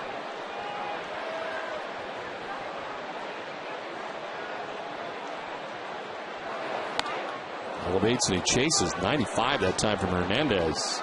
The Sox have not seen that kind of velocity all night.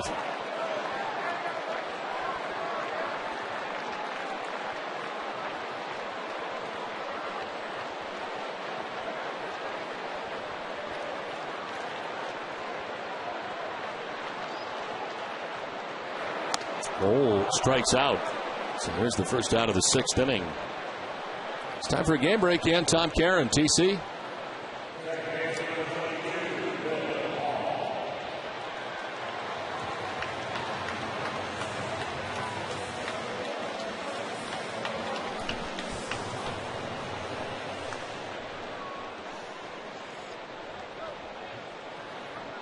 Okay, Tom, thanks very much. Here it has been all Red Sox since the Orioles had taken a 1-0 lead in the top half of the fourth inning. Since then, 3 in the bottom of the fourth, 1 in the bottom of the fifth, and 2 so far here in the bottom of the sixth. And a big swing and a miss for Bill Hall. That's with 1 out. And the Red Sox with David Ortiz at third base, Adrian Beltre at second base.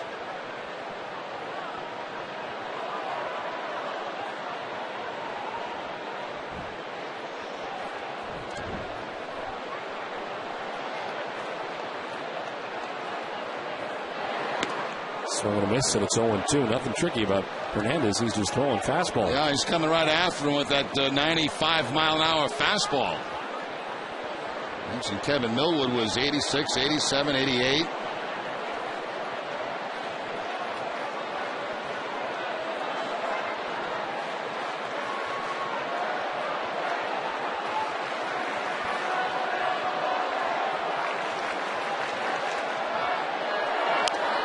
Fouls it off below us and out of play.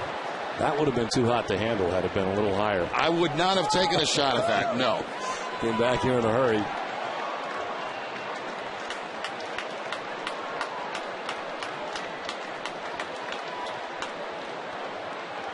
David Ortiz at third base, Adrian Beltre at second base, 1 out.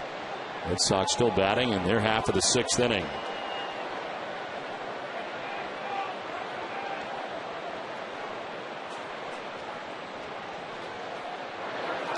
And a swing and a miss. All down on strikes. Back-to-back Ks for Hernandez. 2 down in the inning.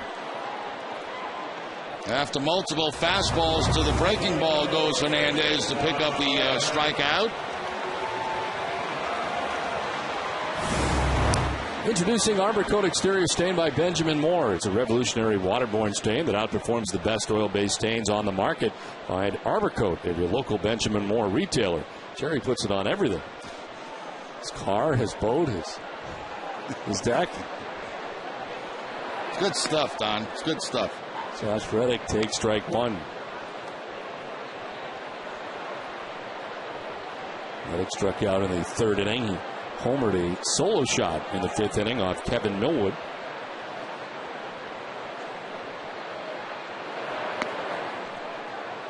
Action in the Red Sox pen for the first time tonight. Hideki Okajima warming up.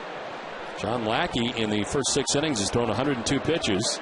And of course, the Red Sox have widened their lead, on top now by 5 runs.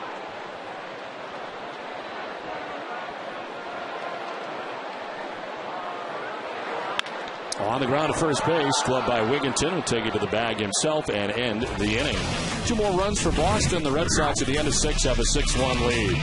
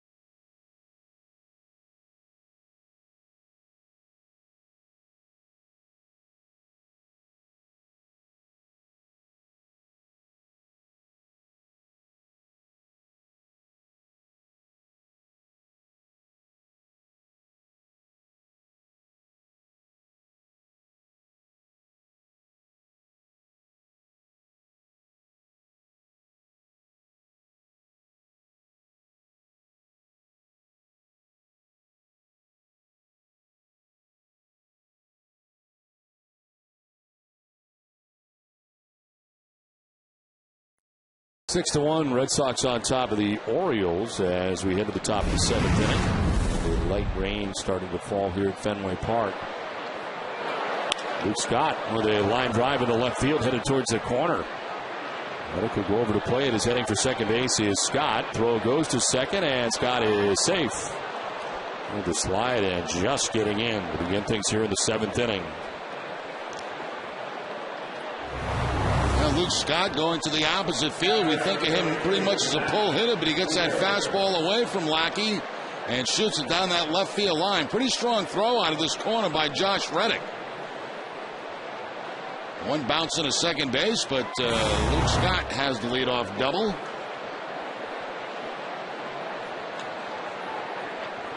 .375 hitter against John Lackey, who had been 0 for 2 tonight. As Wieters fouls it off into the seats. More action for the Orioles. Troy Patton is warming in the pen. John Lackey, who is up to 104 pitches at a 20-minute wait. So the Red Sox pen is busy. Bard and he joins Okajima, who had been warming up last inning. And one pitch is inside. Okajima's worked 3 of the last 4 games.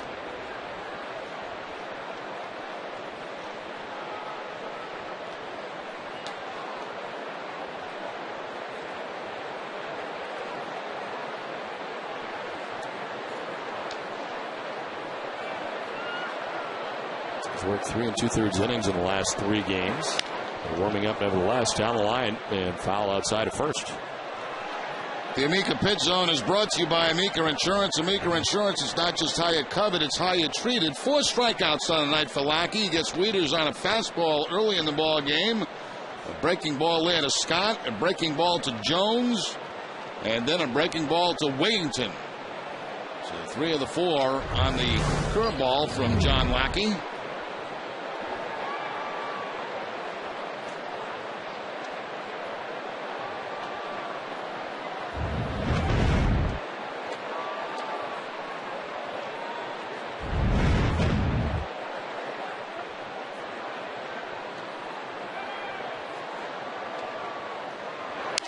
Broken back grounder towards short. Navarro on to first for the out as Scott takes third base. 1 down in the inning. Coming up Friday night, it's Olympia Sports presents the Boston Globe Red Sox Game Day Live with TC and Jim Rice. Josh Beckett takes the mound against Andy Pettit, who is making his second start after coming off the DL. Tune in for that and much more Friday at 6, only on NESN.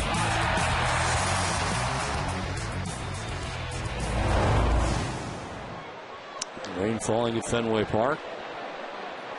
It was raining in New York. They're still in a rain delay with Tampa Bay on top of the Yankees 1-0. And rain now arriving here in Boston.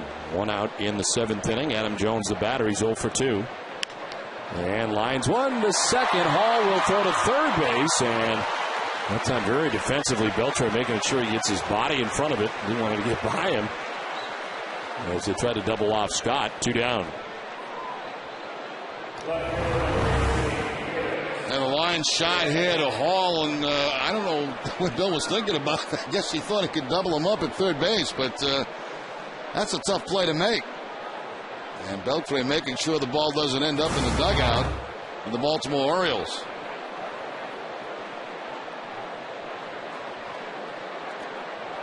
So 2 down. Scott at third base. Felix Piet, the batter. 0 for 2. He's grounded out to second, grounded out to first, and takes strike 1.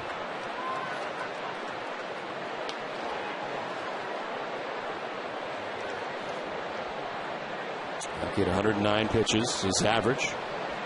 That's just 4 wins in his last 16 games.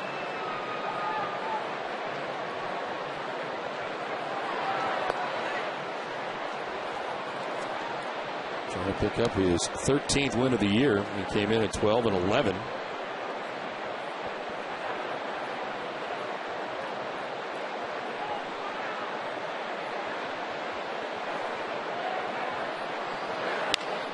Line and caught by Lowell at first base. It ends things in the top of the 7th inning stretch. 6-1 Red Sox.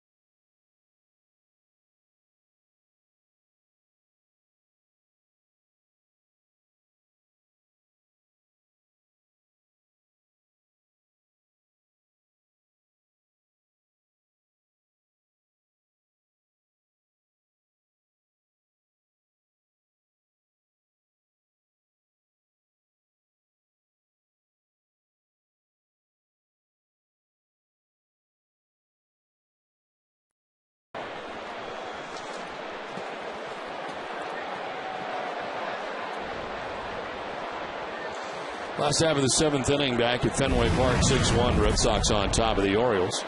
As Michael Navarro leads it off against David Hernandez. Looking ball in there for strike one to Navarro. He is 0 for 2. He's lined out to left and struck out looking.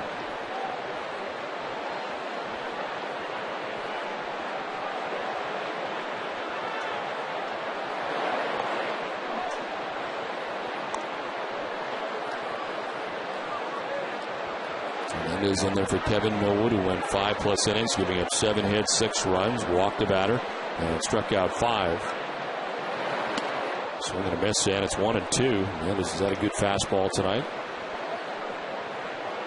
Struck out Lowell and Hall in the 6th inning, and then got Reddick to ground out, tiring 3 of the 4 batters he faced.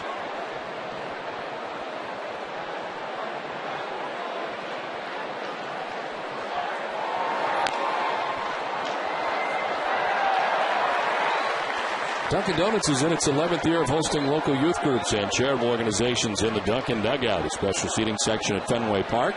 Thousands of children have had the chance to catch a Red Sox home game thanks to Dunkin' Donuts. It's filled up out there tonight.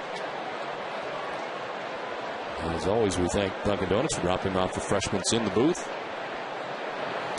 Navarro fouls it off and hangs tough here at 1-2.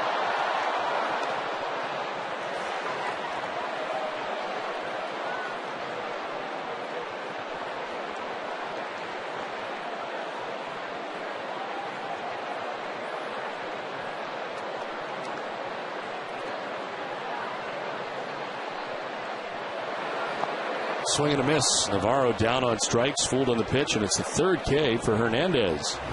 He's seen a steady diet of breaking balls tonight from the Orioles pitching. 0 for 3 in the ballgame with a couple of strikeouts.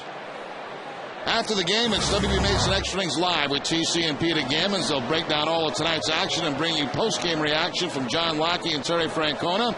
Tune in for that and much more after the game on WB Mason Extra Innings Live. Pitching.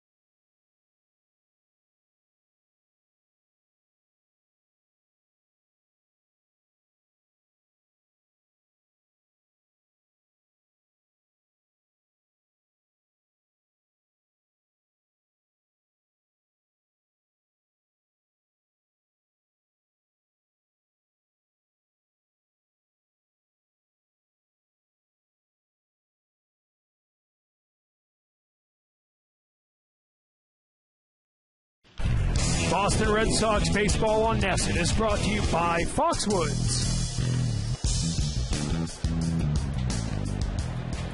6-1, Red Sox on top of the Orioles. 1 out in the 7th inning. Ryan Kalish leading it off and taking ball 1.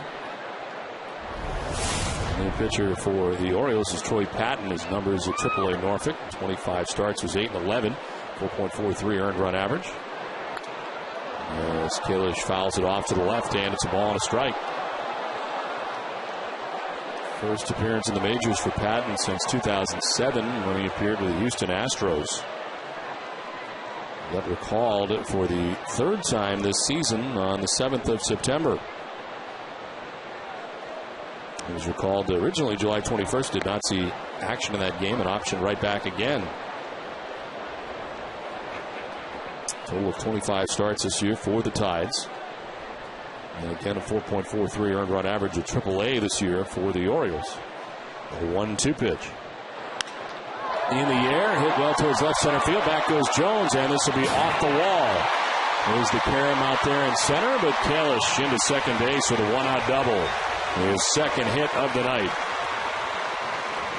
Now, Kalish, who came into the game 2 for his last 15, having a nice night, 2 for 4 tonight.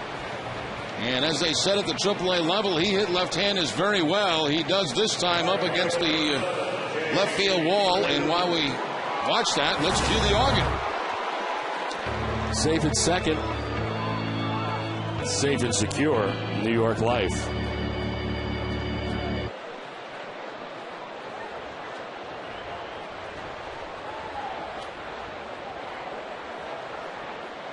J.D. Drew 1 for 3. As he stands in and takes strike one, Drew with a single his last time up. And around to score his 5th run. Or the Red Sox 5th run, I should say, as they had 2 runs in the 6th inning.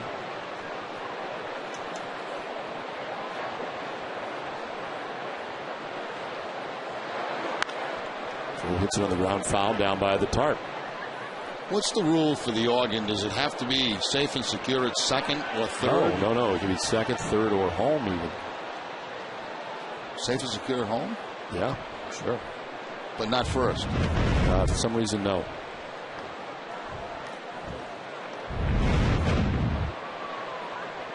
You could get picked off. It's not that safe. The 0-2 just misses, ran by Wieters. And Bard appears to be getting ready for the 8th. So Red Sox bat here in the bottom of the 7th inning.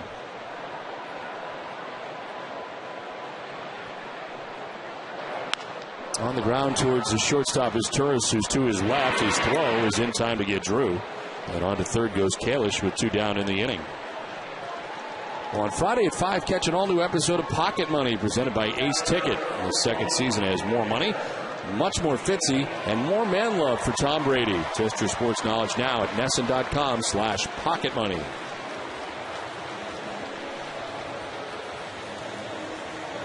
Two down, Ryan Kalish at third base, and Victor Martinez with a multi-hit night for Victor. Struck out in the first inning. Since then, he has singled twice and scored 2 runs.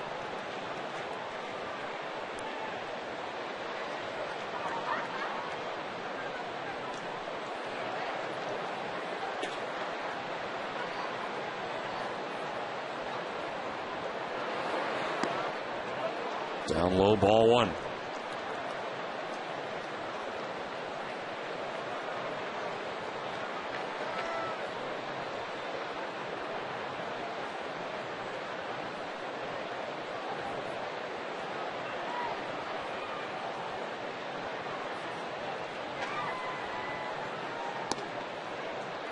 Down again, 2-0.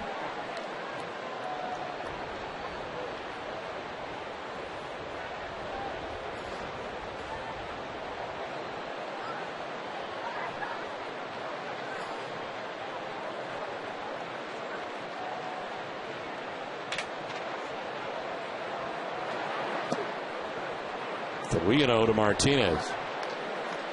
And Victor may have the green light here with the left-handed Ortiz on deck. 2 outs, man at third.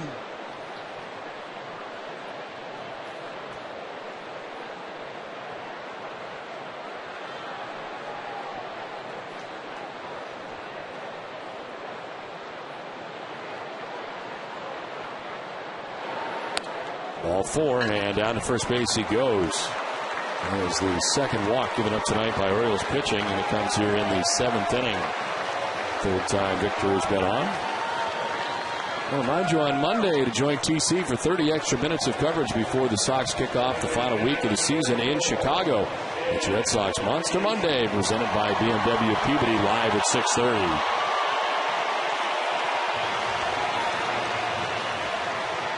Two down here in the 7th, 2 on, and David Ortiz, the batter, he's been on base 3 times in the game tonight.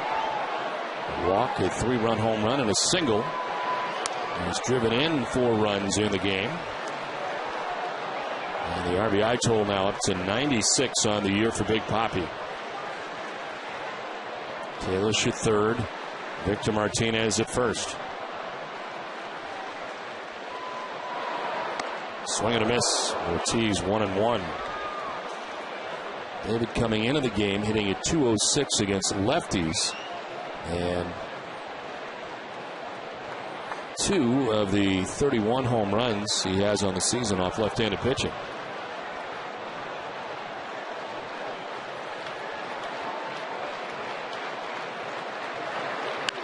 Softly line foul.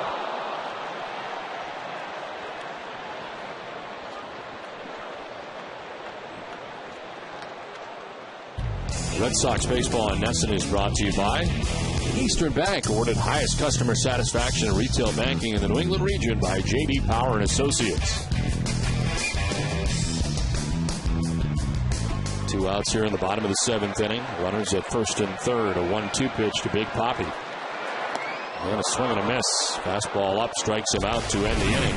We played 7 full at 6-1 Boston.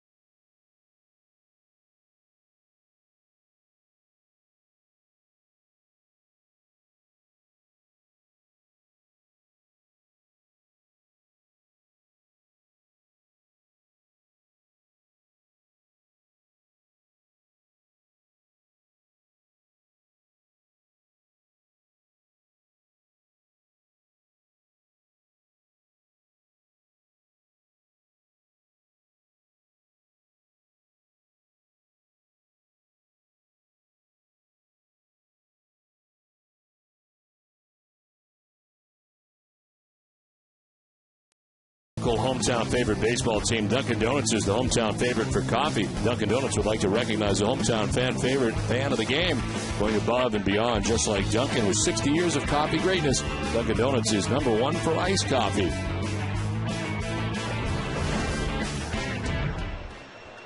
Six to 1, the Red Sox have the lead over the Orioles as we head to the top half of the 8th inning. And a new pitcher for the Red Sox, Daniel Bard, his 68th appearance of the year, 1-2 with a nifty 1.82 ERA. 69 1/3 innings. He has 68 strikeouts, and opponents have only mustered a 178 average against him. Robert Andino leading it off for the Orioles. 1 for 2 tonight, an infield hit back in the 5th inning.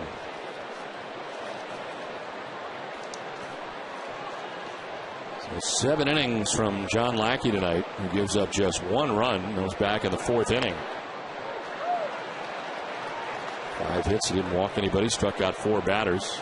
Orioles pen is busy. Rick Vandenherk, right-hander warming. We've already seen Hernandez and Patton out of the pen in relief of Kevin Millwood.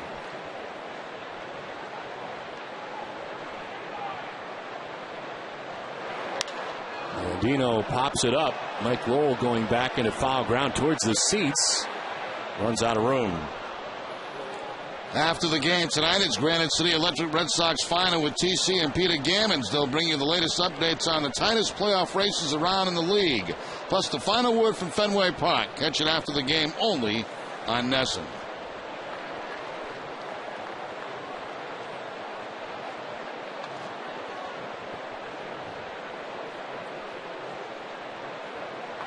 Robert Andino leading it off. Cesar is terse, and then Brian Roberts expected in the inning. On the ground to shortstop, Yamaiko Navarro. One down in the inning. Let's check back in with Heidi. Don Daniel Bard came in with 2 on and 1 out in the 7th inning on Monday night. He ended up allowing those 2 inherited runners to score. That's been a rarity for Bard this season. The flamethrower has been the bright spot in the Red Sox bullpen, and Terry Francona talked about his development. I don't think people quite understand how much of a weapon guys like he can be. You know, like we had Wagner last year at the end of the year.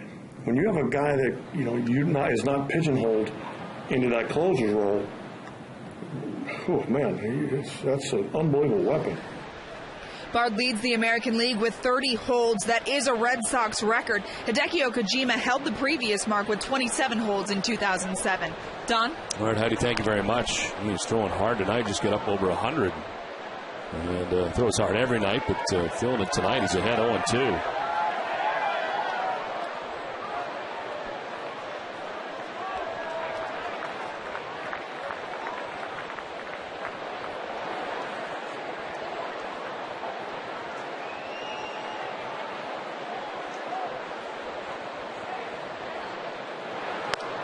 One difference this year, too, is we've seen him go more than one inning quite a bit. More than one inning on 15 occasions, to be specific. And when he does, a 1.11 mark. He's given up 3 earned runs in 24 1/3 innings pitched, with 22 strikeouts in those outings, and she goes beyond 1 inning. 1-2 and a swing and a miss. Drops the slider on him and strikes out his Turris. 2 down in the 8th.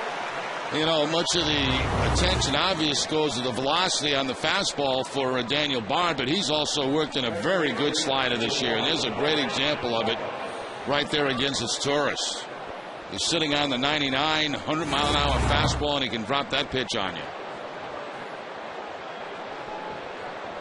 2 down here in the 8th inning. Brian Roberts, the batter. He's flied out to right, flied out to left, and single.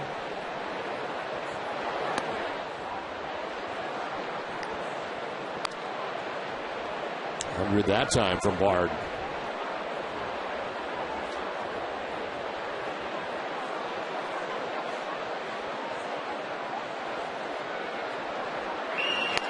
Swing and a miss, and it's 1-1. That's the changeup right there at 91 miles an hour. Better than a lot of guys' fastballs.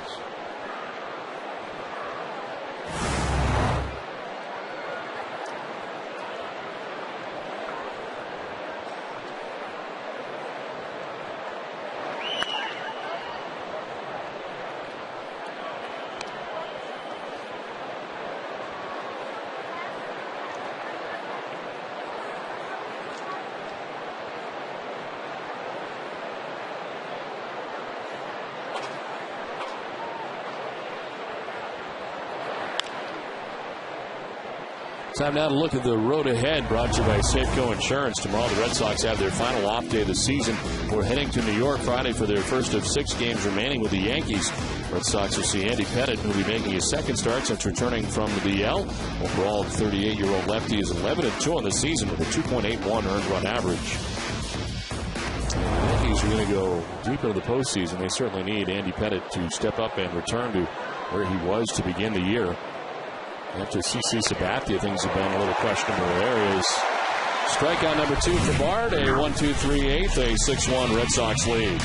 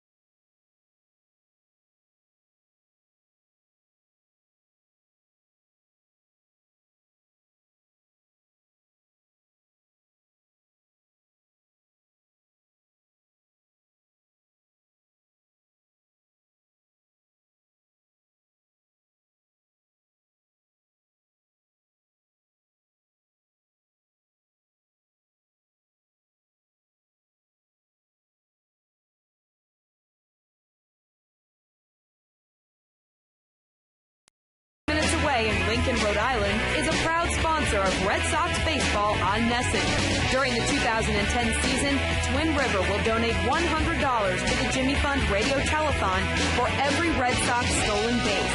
Twin River Casino. So much, so close, so rewarding.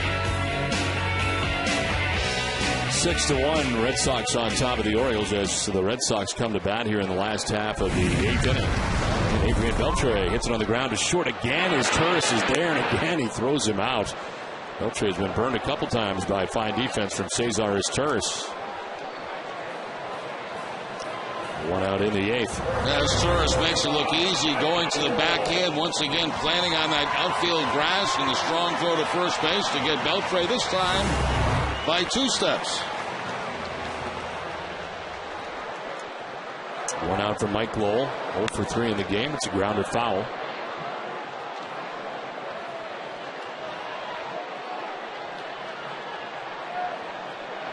Lowell grounded into a double play in the 2nd inning. Flied out to center in the 4th.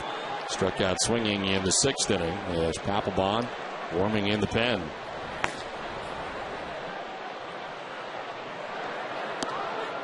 Breaking ball in there for strike 2, 0-2. Well, reminder to stay with us after the game for WB Mason's Extra Innings Live. Complete post-game coverage coming up.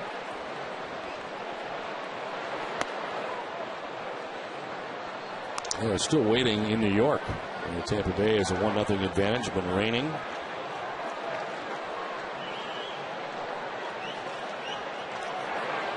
Lowell hits one foul.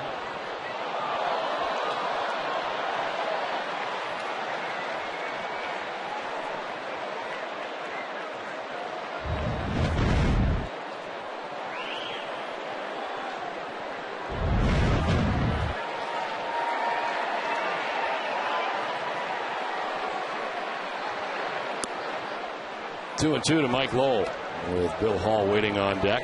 1 out in the 8th.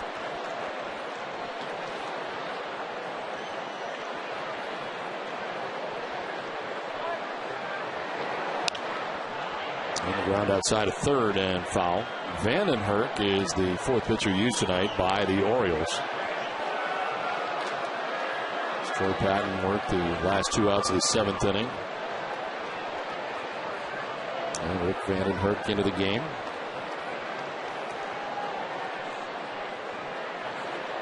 There's strike 3 to Lowell. He is out number 2 of the 8th inning. Time now for the game summary. It's brought to you by Xfinity. With the Red Sox trailing 1-0 in the bottom of the 4th inning, David Ortiz hits a 3-run home run. His 31st home run of the year. And the Red Sox took a 3-1 lead. Red Sox would bang out 6 runs on 9 hits and get very good pitching tonight from John Lackey. 7 innings pitch, giving up 1 run on 5 hits, didn't walk anybody, and struck out 4. Chance for his 13th win of the year tonight. 2 outs in the last half of the 8th inning for Bill Hall, who's 0 for 3. Hall takes strike 1. He struck out twice, flied out to center field.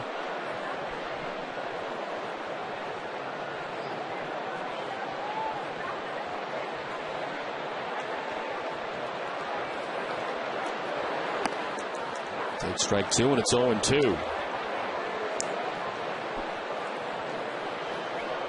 Orioles in the top of the 9th inning. Markakis, Wigginson, and Scott expected to bat in the 9th. The deficit at the very least to be 5 runs.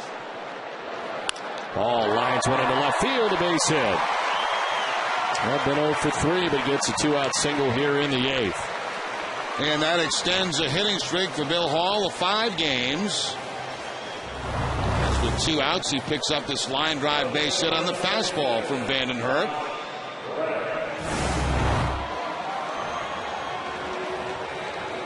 So 2 down in the 8th. Hall at first base, and Josh Reddick, the batter. He homered for the first time in 2010 in the 5th inning. A solo shot to right field, and 1 for 3 night. So he takes strike 1 over the outside corner.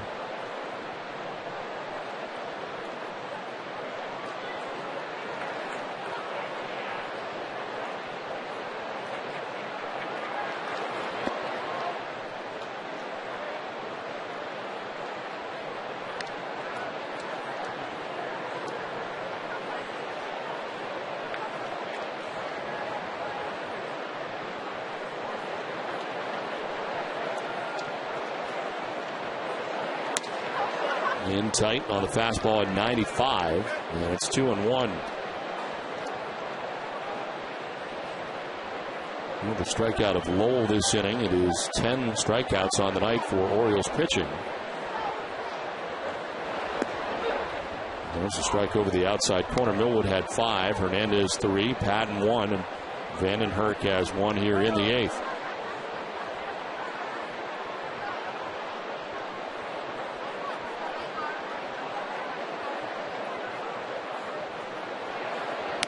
Reddick, did he go? Yes, he did. They ring him up, Alfonso Marquez, as he strikes out to end the inning. We head for the 9th at 6-1 Red Sox.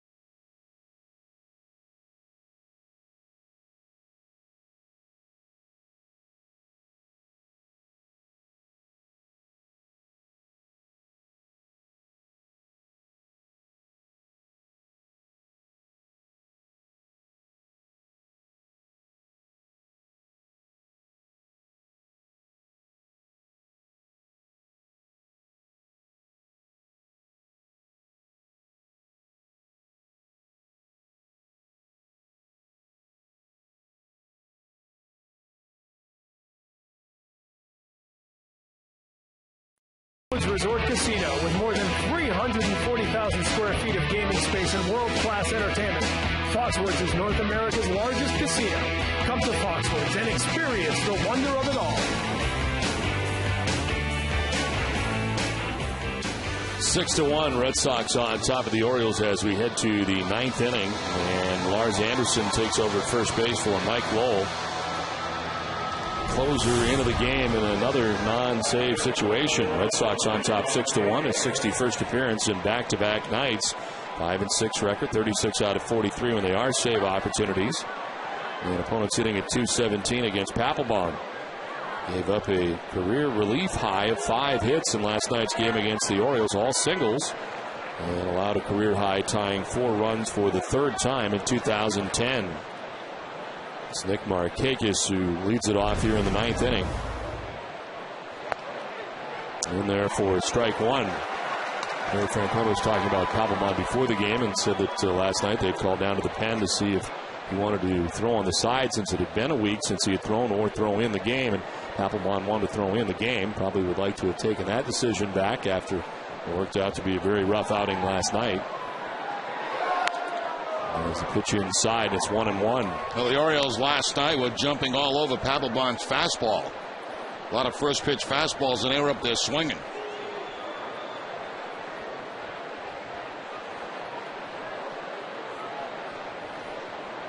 Markakis tonight 1 for 3, a single back in the 4th inning. There's it foul, and it's 1-2. Red Sox have doubled up in hits on the Orioles. Boston out hitting Baltimore 10-5.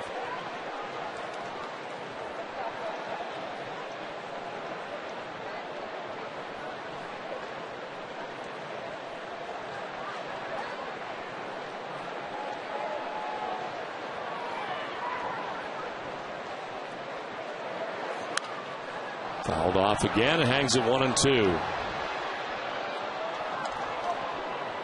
The Orioles are 3-79 with a trail after 8 innings. And on the other side, the Red Sox are 76-4 when leading after 8 innings.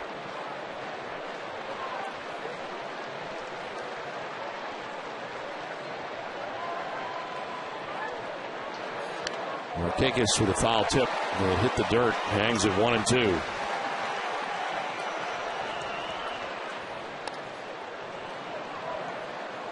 Amazingly, last night, before Papelbon's outing, he'd given up 4 career runs to the Orioles in 38 games. Last night, he gave up 4 runs to the Orioles in his outing. The Orioles have always been very good against the Orioles, including 30 saves. Don't forget, after the game, to stay with us for Granite City Electric Red Sox final. It's coming up from our Nesson HD Television Center. Tom Caron, Hall of Famer Peter Gammons. Peter's getting his tie ready. See that? Yes, I did.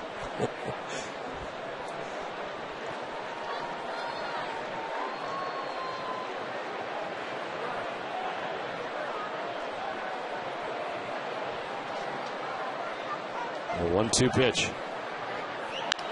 This is the line foul down by the tarp. Speaking of ties, how many suits you bringing on this road trip?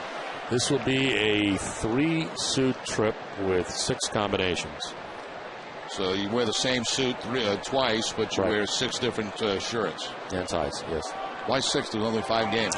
I like to have the flexibility in case something goes wrong with one of them. Like if I stain one on the plane, then I have the backup. You always should have a backup. Huh? You should always have a backup. Swing and a miss. Markakis strikes out to begin the 9th. Papelbon elevates with the fastball and gets Markakis to chase it. Up and in.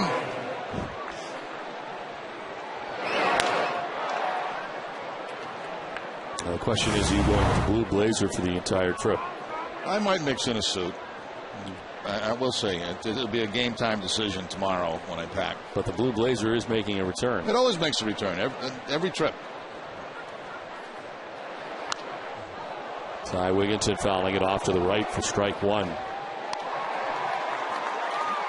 Yeah, if you spill something on yourself, or which we've had before, it could be a rip somewhere in your suit, which becomes a disaster, and then you have to have a backup. So then you go get a tuxedo. I don't have the connections you have in some of the cities.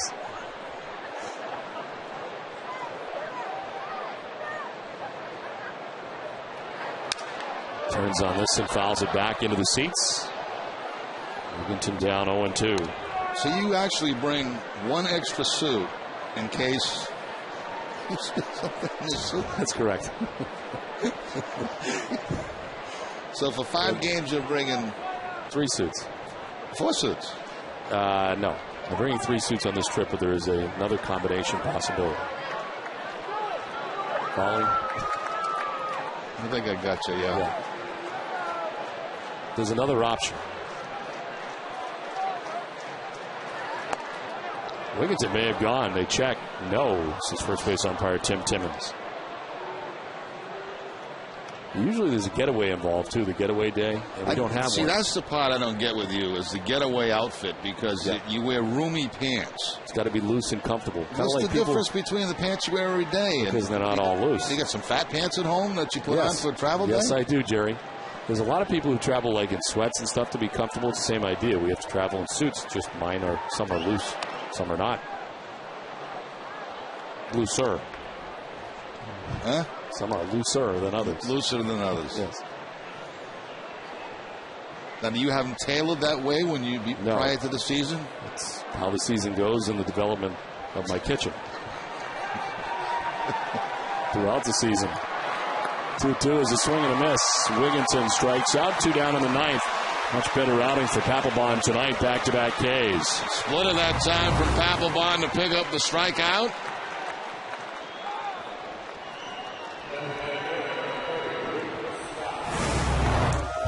Boston Red Sox baseball on NESN is brought to you by the New England Toyota dealers. Olympia Sports, the official sporting goods retailer of the New England Sports Network. Coors Light. By Hager. Sullivan Tire. And by Southwest Airlines. 2 outs in the 9th inning. Luke Scott, the batter. 1-for-3 in the night. He doubled in the 7th inning. And a foul at the plate for strike one.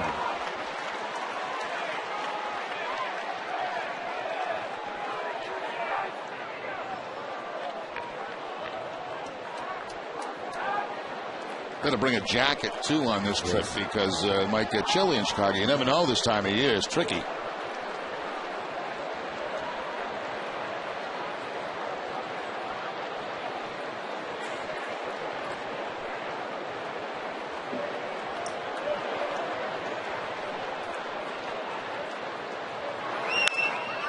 Popped up. Down from third comes Beltre. Victor Martinez will block the baseball. Foul ball as he drops it in foul ground. A little lackadaisical there for Victor as he did not throw his mask away. He tried to make the play with one hand and the other hand holding the mask and just drops the ball. He's charged with an error.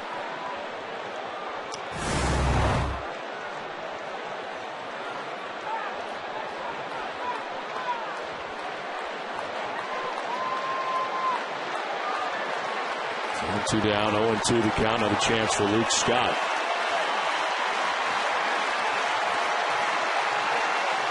Papelbon's been all business tonight. 15 pitches, 12 strikes. Scott sends it to right, in for a base hit. So a 2-out single and the second hit of the night for Luke Scott. And 2 for 5 on the night, plus a line out for Luke Scott. Looks like the splitter again for Papelbon, but it stays down and in. And Luke Scott able to hook that ball over second base for the base hit.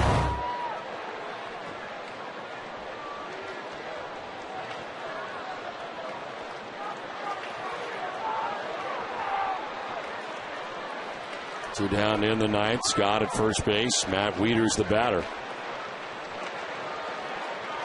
Scott takes off for second as Wieters takes ball one inside.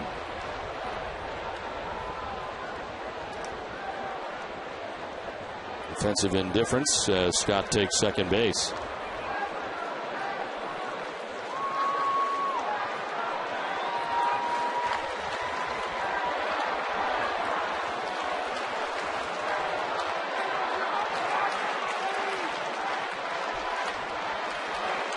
Wieters lines a foul ball down the right field line.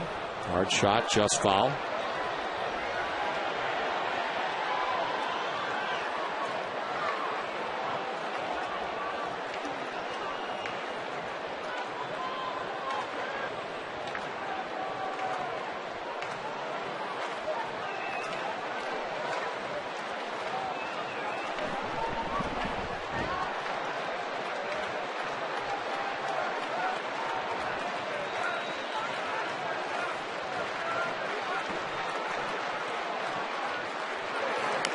Wieters taps it foul, 1-2. Orioles down to their last strike with 2 outs in the 9th.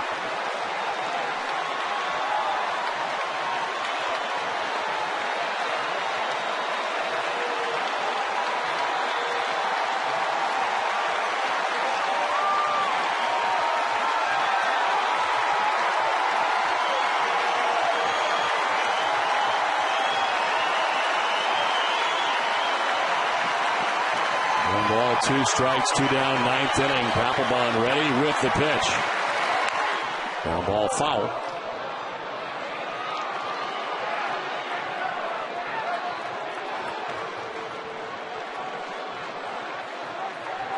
Orioles have scored 1 run tonight. It was back in the 4th inning. A double by Wigginton that scored Markakis.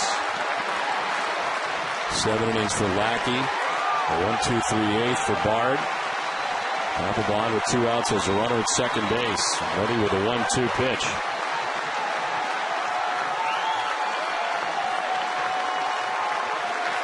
Weeders fouls it off.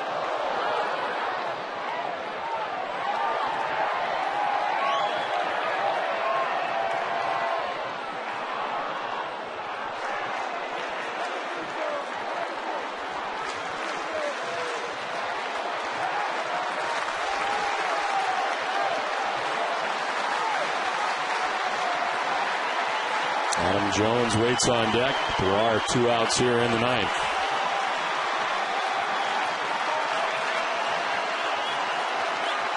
The 1-2 pitch to Matt Wieters. Breaking ball, swing and a miss. He struck him out. The Red Sox win. Papelbon ends up striking out the side as the Red Sox salvage the last game of this 3-game series and of the homestand as the Red Sox win it 6-1. Back with more from Fenway after this.